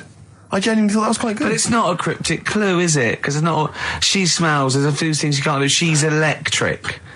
yeah, but do you understand what I'm getting at? She's electric. I always understand what you're getting at, Carl. That's never been a problem in the years I've known you. Neil got it. Yeah. She's I have to electric. say, Rick, I think you're down on this idea. I could definitely see that ITV1 replacing Celebrity Get Me Out of Here. Karl Pilkington hosting. Simon Mayo on the phone Exactly. to the lawyers. Well, Neil, there's no prizes or anything, but well done. Well done. That was well worth it. Right. Well, you go away with the award in the knowledge that you've beaten Karl. Yeah. You can secure the knowledge that you thought how Carl does. Absolutely. Well done, Neil. So let's take us back a few steps, Karl. What's the story? Right, so I did some research. Right. Let's just recap again. There was a guy you read about who had his head chopped off. He was guillotined. Yeah. He had said to the people around him, Count I am blinks. going to blink once I've had my head cut off to So show the brain that life, can still... or the brain Yeah. can continue to work after Yeah. death. Okay, so yeah, we queried that. So you weren't having any of it? Well, no, possibly for a few seconds till the oxygen stops being fed to the cells because the blood has drained away. But, you know, nothing spectacular. So Right, go on. well, along the similar sort of lines, right? This is quite a few years ago.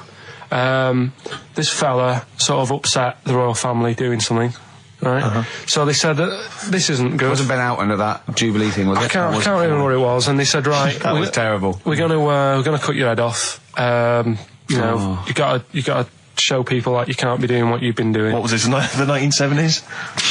When you say a couple of years ago, you mean maybe sort of... Was it the olden days when the Ages phones ago. weren't very good? Ages ago. Yeah. Ages ago, sure. So yeah, fair enough. Yeah. So Very philosophical. Yeah, imagine that when you watching the history. Take your head off. This Yeah, was fair enough. literally ages ago. Yeah, exactly. Yeah, go Simon on. Sharma's History of Britain. Yeah, yeah. Oh, So- and even before that, which is yonks before, when it was all mental and different. Sorry, Carl, go on. So he's having his head cough, and he's resigned to it. it's a day before. He's kind of got it into his head now that I'm not going to have my head much longer. Sure. So he said, let's make use of this. Yeah. He said, I wonder how long like the body can stay alive without my head on it, right? So they were like, I don't know. So Who were? so The jailers? whoever he was asking. These jailers with one eye. Yeah. Get out, pal. So he said, No, wait a minute, I've got an interesting scientific experiment, jailer. Well, Yeah. fair enough. What is it?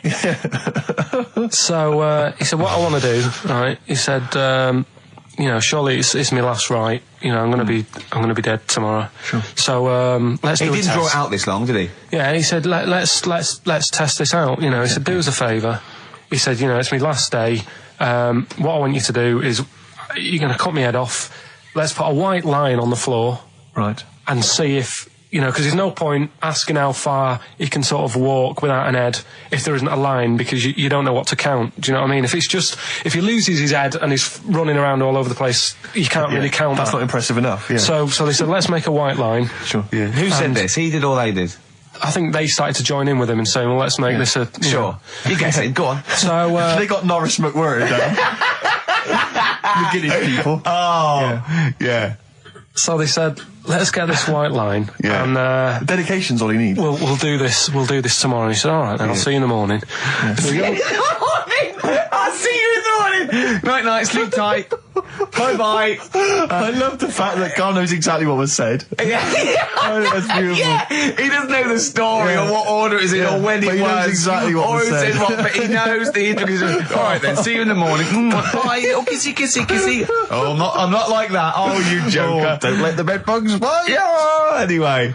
So he gets up. Do you want a paper tomorrow? No, I'm all right. Go on. He gets up and they say, right, today's the day and that. And he said, well, I've got used to the idea. So here's a white line for you. Got used to the idea. Go on. So they go, right, you ready then? And he said, I go on. And they cut his head off. And the body walked 32 steps without a head. Wow. 32 steps. Incredible. And that's the lesson, really. Did it get as far as it walked along the white line, did it? Yeah, he stayed along the white line, did 32 steps, and then started to stumble a bit, and it just fell over. yeah. But, it was a test that your body can still keep alive for a little bit Yeah. when you've lost your head. Absolute twaddle. Absolute twaddle. What do you reckon you can do then without an head? How many steps? There'd be muscular spasm, right? Yeah. It would twitch a bit. It would, yeah. You could not distinctly take 32 steps. The body could... Well, don't... Yeah. Is the doctor still on the line? Yeah. The fella that bought 6 parrots. Yeah. And, you could Incredible. have got 32 steps. Right, so you A don't beheaded believe man that. doing a bit of line dancing. Right, you don't believe that, but something that you do believe that a cockroach can live a week without an head. It can. Slightly different kettle of fish there. Why? Wow, insect to human is what I'm thinking. Yeah, that difference. There's not that much difference in Well, of some course there insects. Do you know that a snake has a heart and lungs and kidneys and stuff? Go on. No, well, I'm just saying. So? You're making out as if like they're a totally different being. Species. I am making out. I mean, call me old-fashioned. Do you know what you're talking about? I don't want you embarrassing yourself, Rick. Yeah, I am suggesting they're totally different beings. Yeah, that is. Yeah. Now, Carl, the cockroach is a very different thing. The interesting there is that it lives without its head, because a lot of it's on. There's some of them are phototropic, chemotropic. Some of them just literally have irritation and muscle memory. I mean, they do have a central nervous system, but it's very different. So if you lose the head, it bypasses a lot of that anyway. All this is running around. The reason it dies is because it can't take on water. But it's very different to a man, right, having consciousness and then losing that, and the body's still going, no, I think I remember what I was going to do here. Yeah, so I'm going call to out, carefully walk along walk the white line. 32 steps along this white line. Imagine you just looking down going, oh, missed a bit. Yeah. Maybe the head was in the corner going, left, Yeah. left, left. Oh, he's now, ooh. Well, let's just put it out. I mean, if anyone listening has maybe had a relative beheaded, maybe in a horrendous car accident, but they got up, maybe they went for a walk, they had a little chat before they passed on. Carl. Get in touch. Carl, you are my favourite being. You are my favourite species. Now, you, Carl, may not be particularly different genetically from a cockroach. You are, why can generally cockroaches speaking. do that? Why whoever made them went... Let's play a record. Do you know what, when I told him this fact, I send him little facts on text messages just to inflame his, interest. I just sent him a cockroach can live 9 days without its head. He texted back, what's the point of that? Yeah. What's the point of They're that? not doing experiments, these cockroaches. It's a boring last week to have. And he went, and on top of all that, you're thirsty. So it's the worst week of your life, isn't it? That week without your head. Play a record. Play a record, Carl. Competition time next. Oh. Look at his little face. Look at his little You've not heard face. Carl's competition. Oh, he could live with that, Ned. You've got a real problem with Rick Wallow, haven't you? He turns my stomach. I know, but don't... Because he's arrogant as well, though. Exactly. That's the problem. To explain to people that... No, he is a bit arrogant. It's his whole thing that it's the whole package, so to speak, that you don't But there's another thing in this quote, because it's not just the fact that he eats too much. He tried apparently to lose some weight, and he said the first month I lost 11 pounds, the next I lost a stone, but in the third my body did somersaults and I put on 9 pounds. I had a slip up. I can't say when, why or how, but it just sneaked up on me. Yeah. I don't believe it. Yeah. Don't believe it just sneaks up on That him. body's never done a somersault in its life. No. It just sneaks up on him. Me, yeah. It was the cakes again. Yeah. It was the same old cakes as before. It was exactly the same problem. Sleep eating. Yeah. It's called. It was the KFC bucket again. It was the family-sized KFC bucket for breakfast. Dear. Poor man. The other thing is that I don't think that's a very good shock tactic for a doctor to tell a 20-something, well, to be honest, you've got 20 years to live. Yeah. That's not, and when I was 20, the thought of dying at 40 was fine. Yeah. I didn't want to live to 40. I just thought, what can you do when you're 40? Yeah. Just laying around doing nothing. Eating cheese. And then you got there and you discovered... No, but someone said the dream came true. Sophie here sent me something and she says, I realise you're not Graham Norton, but I had to send you this. And she sent me the top of a little cream cheesy thing, and it's the brand name is Gervais. Oh, God, that is... Have you been... They've named a cheese after you. I think it's a big French company, and this is from the Czech Republic. It's all over Europe, and so that would be a dream come true, wouldn't it? If they named a cheese after you. No, I think it's probably ancestors, and so I've cheeses in my blood. Sure, quite literally. It literally is. Yeah, another heavy Friday night, was it? It comes out of pores like those Play-Doh things. Yeah. I can squeeze out different shapes. Jane, bring the Stilton in. It's Friday night. This isn't fried. Exactly. But yeah, so we can't really have a go at Rick Wallow. I eat too much, but you're not big. I mean, one of the other contestants on the Fat Club, Celebrity Fat Club, is another one is Jono Coleman. Oh, we love Jono. Now, Jono, I don't know, you know Jono, he's that guy who does, he used to be on TV, and I think he does a breakfast show on a rival station, doesn't he? He's happy, isn't he? He's so true, and he's a really nice bloke, Jono. It's funny because he does a breakfast show on Heart, which is wrecking his own. There's a bit of irony. Oh, I love Carl. Thanks, Carl. Do you know what I mean? Yeah, I love you. I can see where you're coming from. Yeah, that's good. But we've met Jono a couple of times. We saw him at a couple of, not wishing to say not to show off, but a couple of awards dues. Yeah. And that's showing off. But people would have seen dead there. Well, yeah, but we went to one where everyone was in like tuxedos or suits and ties. Not Jono. Jono was wearing a pair of Bermuda shorts. Big Bermuda and a shorts. Hawaiian knee-length Bermuda shirt. shorts with just these little... But I saw him again another time when he had shorts on at a similar event, and I've seen him since in the street, and he's all... I'm wondering if he can wear trousers. I don't think he can actually wear trousers. I don't know if there's a medical reason for that, whether he's just... his legs are too fat. I think the material is a waste of money. I think it's just that you can get shorts that big and they're comfortable, and, I mean, to be quite honest, I don't want to squeeze into a tuxedo anyway. So, if you can go... I'd love to turn up those things in Bermuda shorts. Well, of course. Flip-flops. But do you think he started off by wearing, maybe he just had the upper half was a tuxedo with the tie and then the shorts for and the shorts underneath, and he would just have to come in, kind of sneak behind, a sideboard. Potted plant. Or a potted plant, or bring his kids ahead of him. Yeah. You are wearing trousers, aren't you? Of course I am, yeah. In you go. Kids move a bit. Well, no. Exactly. Of course I'm wearing trousers. Why would I? Wearing trousers. And they just thought, this isn't fooling anyone. So now I'm going to make a wacky effort to sort of, The next stone is, I've heard he's going in a grass skirt and a garland around and he's going to come in limboing. But you did ask if you could go to the BAFTAs in a dressing gown, didn't you? Just for ease. Yeah. Yeah.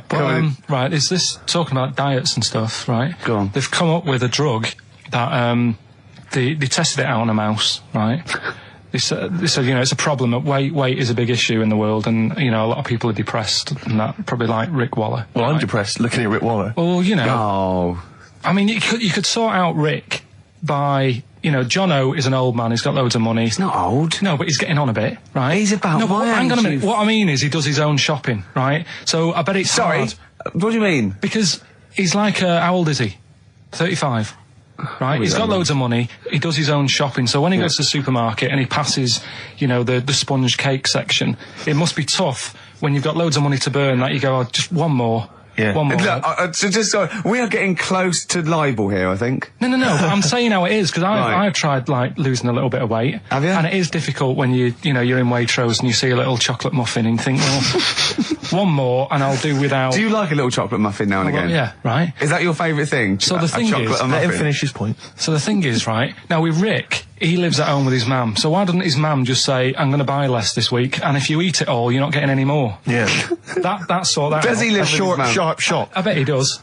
So you don't actually know if this is true or not? No, but anyway, right? So this drug they've come up with. They've tested this on mice, haven't they? They've tested I'm worried if they haven't tested it on mice. Thank God for that. It's definitely been tested on mice. Definitely. They fed a mouse a load of cake. Yeah. Right? And it went a little bit chubby, and they said, right, stop a minute. And then they gave it this drug that makes you lose weight. Yeah. And its weight went down, but the only bad side effect was its eyes were popping out. Well, that seems to be fine then. Let's give it to Jono. There doesn't seem to be any problem. Oh, Rich should get some of that. Yeah, Struth, Doc, look at these. Oh, Jesus, Jono, your eyes are popping out. That happened to the mice. Sorry? That happened to the mice. But what do you mean? That's the option. What do you mean that's the option? So I love the fact that your choice is either be like a fat, happy man who has the odd sponge cake, or a stick man with eyes on stalks. I mean, Steve's chosen that. All right, calm down. I thought we were slagging off Rick Waller and fat mate. people. Sorry, Let's mate. have a go at the fat people before we start on me, Rick. Yeah, no, I didn't. I forgot. I mean, it's like... Yeah. Because I've got some issues and body issues. I know. But Rick Waller's grotesque, Yeah, sorry about I'm that. just a little bit weird. I mean, do you know what I mean? Yeah, should we play a song? And Well, I'm just a little bit offended. That's upsetting. I woke up this morning, Feeling fine. it's not a blues song, and I turned my phone on, and it was from Karl, and it went, "Forget it, I've made my mind up." And I thought, Wow. what is that? And I Forget phoned it, I've made my mind. I went, "Karl, what is it?" He went, "Oh no, it's about the text I sent you last night." I went, "Well, what was it? I just got this text." He went, I was just wondering, I was thinking last night. He said, supposing you had to have your hands removed. Sure. Right? And the doctor said, well, you can either have them stay like that with stumps, or I can sew feet there. What would you have?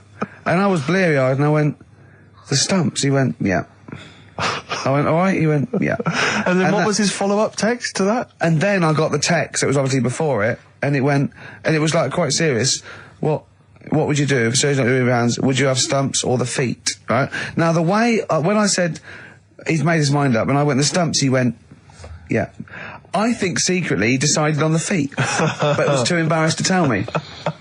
There's a little bit of what would you do? Because But why did you think of this? Why did you think of this? Girlfriend's away, right? Yeah, no, that's not why you start thinking bizarre surgery I'll tell you now, devices. right? I'll let you into my little mind, right? Last night, I had some beans on toast, right? She was away. It's good already. She was away, she had some beans on toast, she went wild. Yeah. Right?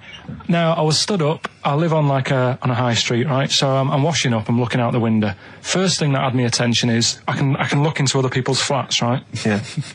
And it was weird how all these different lives were going on, I was watching them, and everybody had the telly on and was watching Volcano, right? Which was on last night. Right. And I thought, oh, that's weird, right? I can see them all watching it. And it was like a little Chinese lad who was dancing around in some underpants. Yeah. And then there's a little old woman who lives downstairs who was reading a book, and she's always reading a book every night. And it's like, I have a better life than her. And then there's like some sort of bouncer who's always getting ready to go out late at night with all the black on. He looks like a bouncer. So I was watching all this life going on. I thought, did you witness a murder while you were doing this? Yeah. it was like that sort of Sliver film where that bloke had loads of tellies watching people's lives. So that was going on in my mind, and then I was washing up, and I picked up the plate, and I thought, it's amazing, isn't it? The human body, the way you can just sort of, I want to pick that up, and you do. Yes. And the way your hands work, right? You've got 5 little digits, but it's just the right amount to do what to do what you've got to do, right?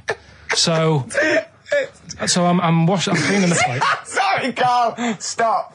It's just the right amount. Might be one of the most genius things I've ever heard said. I would love David Attenborough to phone you up and say, Carl, how do I word this about the evolution of the mammalian front limb? Just go, we'll just say it's the right amount. But it is.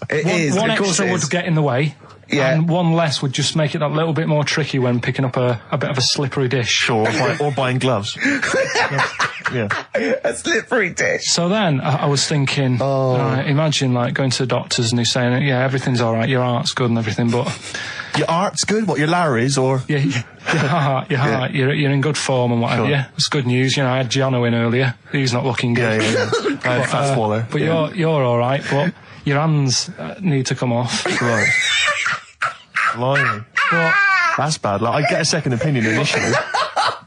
But I better good news, I've got a nice pair of feet I can sort you out with. Yeah. And he puts them on, and then I was thinking, right, first of all, washing up, what would that be like? But Steve, that'd be tricky. Yeah. And then the second thing was, it'd probably ruin the sort of the shape of your jumper. Because you have to keep putting the feet through there. Yeah. And then I thought, but I could still cycle in. Okay. To work. You could run in. Well, that's the thing. You'd be really fast. Well, that's what I was thinking. I thought I could still cycle because I could balance, and then I thought, but the only thing is I probably couldn't pull the brakes. Because of the little short things. Yeah. And then, like you, I thought, but then again, you're running in half the time. So that's what was going on in last night. Right. That's what I was thinking about. Sure. Did you? How long did this take? Well, how long does it take to wash up? Right, because I imagine you just being there for like all night. Probably 25 minutes. How long did the little Chinese fella dance for in his pants? He's always doing it. Last night he was at it for like 10 minutes. Yeah. And his girlfriend never sits in the same room as him. She's always sat in the bedroom. She's going, you dance in pants again, I go in next door. Well, she was in the bedroom. She's always in the bedroom, sat on the floor, on the mobile phone. Right. All the time, yeah. It's weird how people's lives are just like, it's like that Groundhog Day thing. It's like, he's jumping about in his underpants. The old woman's sat there reading a book. Yeah. And that's what got me thinking about my life. Do you think she ever goes... Are you sure she's not dead? Every time you look down there, she's just flicking through it. She's just reading this book. The pages never turn. She never seems to finish it. She never moves from her chair. Are you sure the Chinese girl's cats are dead around her? I'm going into next door again. That little round-headed fella's looking in. He's looking in at me. The bouncer goes, "Don't worry, love. I'll go and beat him up." But he's always getting ready. That's true. They see you staring at him, washing up, going, "I could have feet here," and they get scared. The old woman's dead. Oh, Carl, dear. can you tell us roughly which neighbourhood you live in, so that we know? It's central. Central, is it? Yeah. Wow, imagine if that little... Was he a Chinese fella, did you say? Yeah. Imagine if he was listening now. I'd love him to call in and explain his actions. Well, he might be on some other radio station talking about a lad who's always washing up and looking at his hands in a mysterious way. But do we know this doctor that would go, "Well, all right, Carl, you can either leave them as stumps or I've got a little pair of feet." Why? I told Jane this, and Jane went, "Is that the only choice?" He could say, "Could I have some dead man's hands?" Have you got any? Where do you get the feet from? Can I have? What would you rather have then? Human feet or monkey paws? Well, that wasn't an option last night. If the doctors said... No, it wasn't an option last night, but don't forget, it's in your head, Carl. This didn't happen. I'm just saying, at the time, that's all the doctor had to offer. But it's your head, you can go anywhere. No, it wasn't a real doctor to offer. It's in your head, you can go anywhere. You're not trapped. Yeah, but if you can do anything, then you'd say, we'll sort us out some other hands. Fair point, let's play record. We gotta come back to this. It was my birthday, right? Went home after working with you a couple of Saturdays ago, right? Girlfriend was like, open your card. And I said, no, it's my birthday on Monday, I'll open it then. You obey by the rules, certainly on birthdays. Birthday rule. Well, there's no point. Well, exactly, chaos leads that way. Yeah, right, so... Not an anarchist, never has been. So anyway, she was kept going on, it was doing me head in, so I said, alright, I'll open it. Yeah. So I opened it, ticket fell out. Surprise holiday to one of the Canary Islands. So... And what was your reaction? I mean... First one was, we haven't got enough money. Right. For this, but I didn't want to ruin it, so no. So I didn't go on about that, and I said, "Oh, it'd be great." So I can't wait. So, did you say it in that tone of voice? Well, it was good timing because I was tired and everything, and I'm not a big holiday fan, but the timing was right. Yeah. Do you know what I mean? It's the same as last night. I don't always like a curry, but last night you're in the mood. You get that sort of curry. You had a feeling. Yeah. You thought, and then lo and behold, later you were eating the curry. Yeah. It's weird, isn't it? Isn't it weird, the paranormal? Isn't it weird? They work in mysterious ways. Yeah. So anyway, right, the island. If I was on with you here, I'd probably say it's a bit barren. Okay. Not much there, but if you get a hotel, you guarantee good weather. Right. Are you? No, what I mean is, it'll be a good holiday. If you get a hotel, right, the weather's always good, so you'll have a nice time. Yeah, that was a comma. Yeah, it was a Go on. And all that, and the food was all right, and everything was going all right. I was just having a nice, relaxing time. And how do you sort of spend your time on a holiday? You just lie around? Is that sort of holiday, just lying around. I bought a book. You bought a book? Yeah. Okay, ghosts? No, it was short stories, right? About it was ghosts? it was about like special days in our time and time before me and stuff. Oh, yeah. And it was like, it was telling you about how I think it was 1814, the Thames frozen up. Yeah. And all these stories are told by eyewitnesses. Yeah. Right? So there's some fella who was around in 1814 and the Thames was frozen and people used to put market stalls on there and they'd do the shopping. It was like like an Oxford Street. Was that Mad Liar Charlie? No, because he's famous for that. Well, I'm sure, you know. No, I think that was Mad Liar Charlie. Right. Yeah. So I was reading that, and then after a couple of days was a bit like, boring. Yeah, you can only do sort of so much lying around. And so much reading. So Suzanne said, let's go on the beach, have a walk. You ain't gone on the beach? Where had you been up to this point then? In your room? No, just like around the pool, just relaxing and having a swim and that. Yeah. So she said, let's go on the beach. I said, all right then, yeah. So wandered down to the beach, and first impressions are, it's all right, it's clean. Your criteria is so basic, it's brilliant. Hotel, yes. Roof, good. Food, adequate. Beach, clean. Next. So I'm walking along, and everything's good, and there's a woman feeding fish bread, which I thought that's different.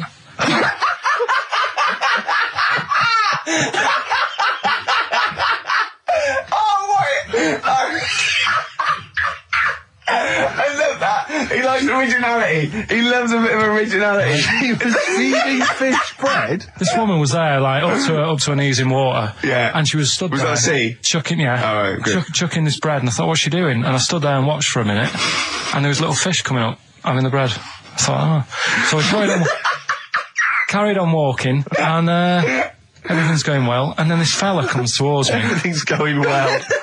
Yeah, I haven't fallen over. Clean feeding bread. 2 points for originality. Fella comes walking towards me. Oi. He's only got no pants on. Oh. So I said, Suzanne, what's going on? Why did he turn to her? Like she knows more than him. So she said, oh, yeah, it's, she said, yeah, it's a nudity. Is this going to be a long story? Could you pour that coffee? Can you give me that coffee over? Sorry, this is really bad. Yeah, because he's poured... Thank you. Just amuse yourselves while we sort the coffee. Thank you very much. Dave, do you want I'll have a cup of coffee, Carl. Thanks, yeah, cheers. Cold.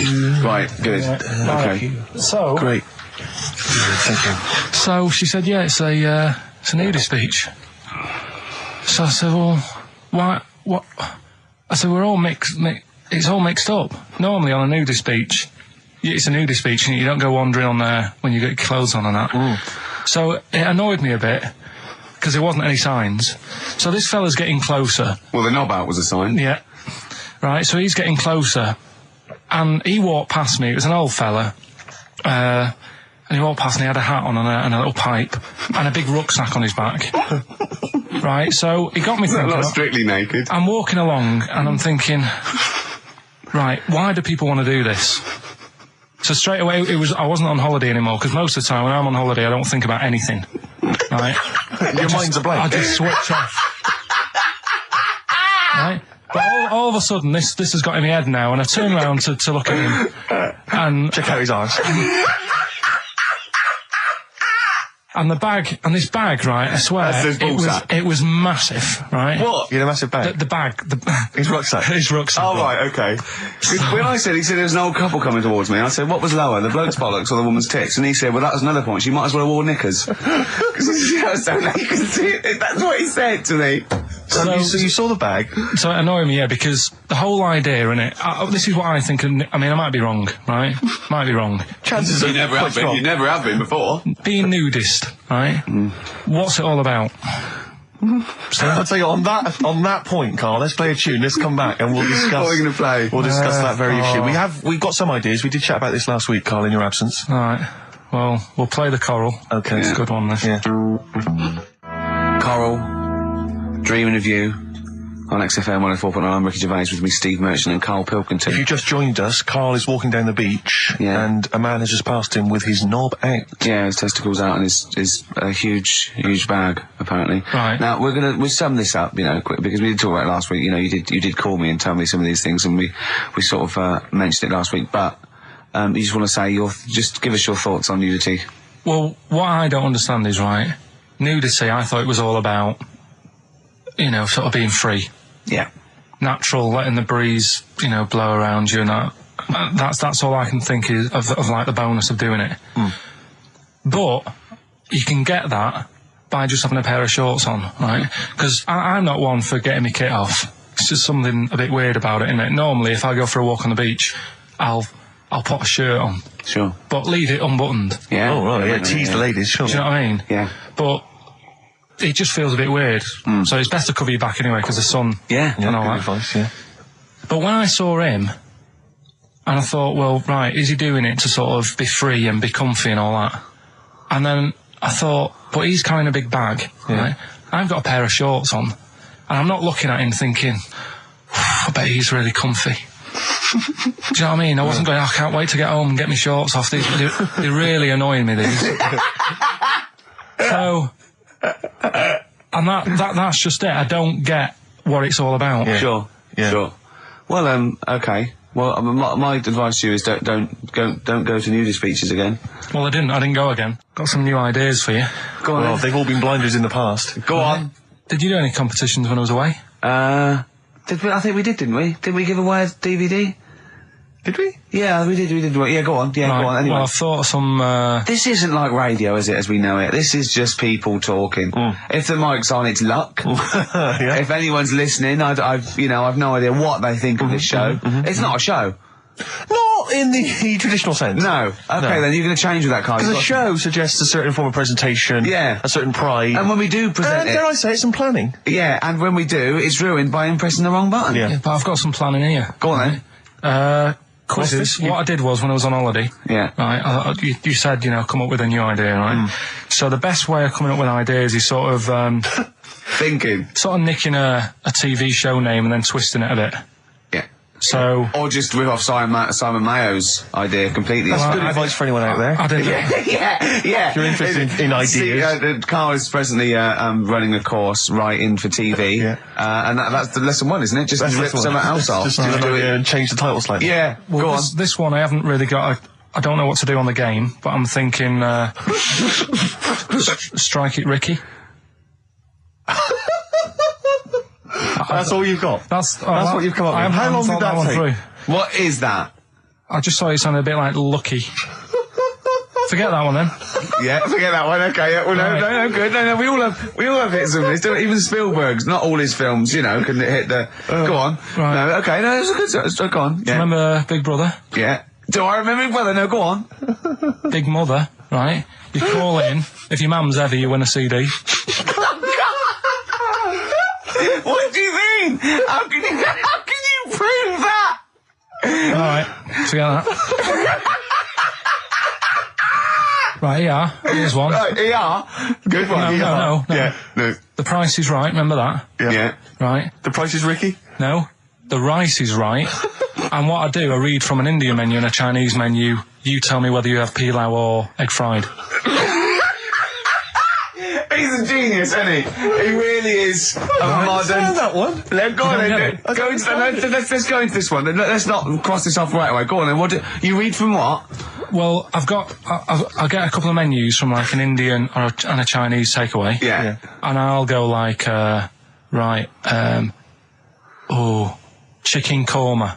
Well, could I just suggest that as it's an Indian, it'll be pilau, and anything you read out that is... Yeah, but you don't know which one I'm reading from. What, the chicken korma's Indian, isn't it? Yeah, so you go pilau. But then Well, you might as well say Indian or Chinese. No, because then the name wouldn't work. The rice is right. Okay, yeah, I forgot you're working for the title backwards, aren't you? Okay, yeah. I'm so confused. I don't know where I am or what day it is. A programme that they've been in on Channel 4, right? Can you cross that out? We're not doing the Rice is Right I either. don't understand the rice is right. No, go on. I'll tell you that later. We'll have a game in the office, right? A game that they've been in on Channel 4, but has got really big viewing figures. Well, obviously not. Right. Or they wouldn't be binning it. Go on. Do you know 15 to 1? Yeah. They're getting rid of that, right? Are they? I'm thinking 15 Taiwan. Get some items that are made in Taiwan, right? Get 15 items, and I say what they are, and then you go, oh, I bet it's the vase. Or something. That's the one that's made in Taiwan. Yeah. Just explain that again very quickly. No, don't, go on. Cross it out. Forget that. Cross it out. 15 Taiwan. Right. Go on. This is the one that I've prepared for, because I think this is daft. This is good. Let's play a tune and let's hear it after that. Oh, God. I'm very excited. Are we going to play it after that, or are we going to say... No, you can explain it after it. I'm very excited. Good to hear that again, isn't it? Oh, fantastic. Waiting on a Friend by the Rolling Stones. Yeah? Go on then, Carl. On XFM 104.9, Ricky Gervais, Steve Merchant, Karl Pilkington. Go on. Right, this one. Remember Blockbusters? Uh-huh. Right, this one is good, and we'll do this one. Rockbusters. And remember how Bob Holness used to give you a letter? Yeah. And it'd give you a question, and the answer to that question is that letter. Yes. Right, well, it works like that. So if I said to you, we'll test it out on you, Steve, right? Right, welcome to the show and that. Hello. Let's play, right? And I say, right, your first one is W. Mm-hmm. And the cryptic clue, because it's done like crosswords. Okay. So not quite like Blockbusters. Well, this young man prepared for his death. And it's a W, so the answer. And it's not always going to be like our sort of music, it can be any sort of music that's out there. So the W is the name of the answer. I understand that, but is the answer always the band name, or is it? Yeah. It's always the band name, is it, or the artist? Yeah. And so would the W be the surname, or would you have both the initials if it was someone's name? Would Elvis Presley be EP? Don't get annoyed, no. Carl. These are questions that I knew would be asked. I know this. You tested it on me, so you've got to tell them. We need to know point. the rules. If it was Elvis, I'd probably do E. No. Give him the answer. Give him the Right, answer. did you hear the clue? No, give me the clue again then. So the letter is It W. is a cryptic clue, and It's the clue's W. fine. Listen, but, and the go on. clue is, this young man prepared for his death. This young man prepared for his death. Yeah. This young man prepared for his death. And it's a W. And it's his first name. That's what he needs Well, to see, know. that's the, yeah. Yeah, but I don't... Well, shouldn't we have the initials? Wouldn't that make it easier? I mean, Yeah, wouldn't- but they didn't do that on Blockbusters. It just had one letter. They did if it was if The gold one they often had us for 3 or 4 Did they? letters, yeah. but it was normally just one word. It wouldn't have been a name or something. All right, then. W. W-Y. W-Y. Will Young. Excellent. I Right, didn't so understand it. What was this the young Will man... prepared for this young man. So he's sort of mixed sort of cryptic. Yeah. But I mean, you know, that's a good effort. That's better than Yeah. usual. No, it's that is better than It's not usual. bad, is it? So do you want to play? Let's play Rockbusters. Yeah, Rockbusters. How many of these have you got? No, because No, let's just clarify a couple of rules here, Carl. Let's just make sure we thought everything through, because I'm pretty certain when they get these things on TV, they at least have a go at them in the office first before they put them straight on there. I'm sure that's how it works. I'm sure Bob Holness just didn't turn up the first day, and he goes, "Don't worry, we'll wing it. It'll be fine. Bring the students in. Let's have a go." I'm sure they did a bit of preparation. So let's just check. We've got every base covered. Yeah, Firstly, how many questions have they got I'll to tell get you right? what. Let's do this off air then. Should we play a great tune? Well, yeah. Well, people need to call in, don't they? Because we're doing it, aren't we? Yeah. It'll be all right. And there's good stuff. I've got CDs, right, I've got some compilation stuff and a couple of videos and that, so that's what they're playing for. Call up now, 08700 800 1234. Get them on the air, play the game. Brilliant. What's going on? I don't know. The adverts aren't working today, and I'll have to get an engineer in as well. Right, so don't play the adverts. I don't want to play them anyway. Don't play them. It's not our fault if it doesn't work. It's... Why? Do you realise if we were, like, live, we'd be heckled off the stage? Right, don't play the adverts. We wouldn't survive in the real world. I'll sort that out. Right, get the people on the air now. Just Rick, calm down. Play a record then. Do something, for Christ's sake. All right. Sam? Hello? Is it sounding all right today? It is. It's just about. Right. Cheers. That is worse. Right then. Yeah. And so we've got Sam on the line. Who else have we got there? So we've got Tim as well, haven't we? Hello. All right, Tim. Tim and Sam. Right, You sound quite similar, lads. Could one of you affect an accent or something? Which one's Tim? Yeah, it's me. Okay, which one's Sam? It's Sam. That's slightly deeper. Yeah. And they're not against the clock anyway, are they? So it doesn't really matter. I suppose not. So I think Steve just wanted a bit of variety. Okay. You understand the rule, lads? Can you explain them to us? Right, play it. Okay. Hang on, wait. Well, let me explain, because I mean, life is too short. Now, Carl's going to read out, say 3 clues, yeah, and just shout your own name and answer it, or shout the answer. Shout your own name, then the answer if you know it. And it's the person who gets the most right. Okay. Is that all right? Yeah. So, here we go then. Okay then. So shouldn't it be the first to 3? Well, yeah, but then he hasn't got. I've got enough. It's fine. He's got enough clues for that. Right then, here we go. Welcome to the show. Oh God. Right. The first initials ST. Right. Is that right? Well, I don't know. We don't know, do we? How do we know? Here we go. ST, and the cryptic clue is better than the average homeless person. Okay? Sorry, I think... Is that a band? Yeah. Is it an old band? Yeah. I think that's one word. All right, then S. It's an old 70s band. Better than the average homeless person. Tim? Go on. Supertramp. Supertramp it is. Yeah. Well done. 1 point to you, I have no Tim. idea why that's right, by the way. You don't understand why it's right? He's a super tramp. Oh, right. Better than the average homeless person. Yeah. Cryptic. Yeah. Okay, second one. Come on, Sam, you got That's actually quite good for Carl. Trust me, Tim. Take that as a good clue. Because, yeah, okay. We won't do this again. Wait, 1-0 to Right, here we Tim. go. Right. F. The letter is F. That's the next one we're moving on to. And the cryptic clue is, the little girl is hungry. What shall we do? The S or F? I've got it. F. Freddy. Sam. Peter.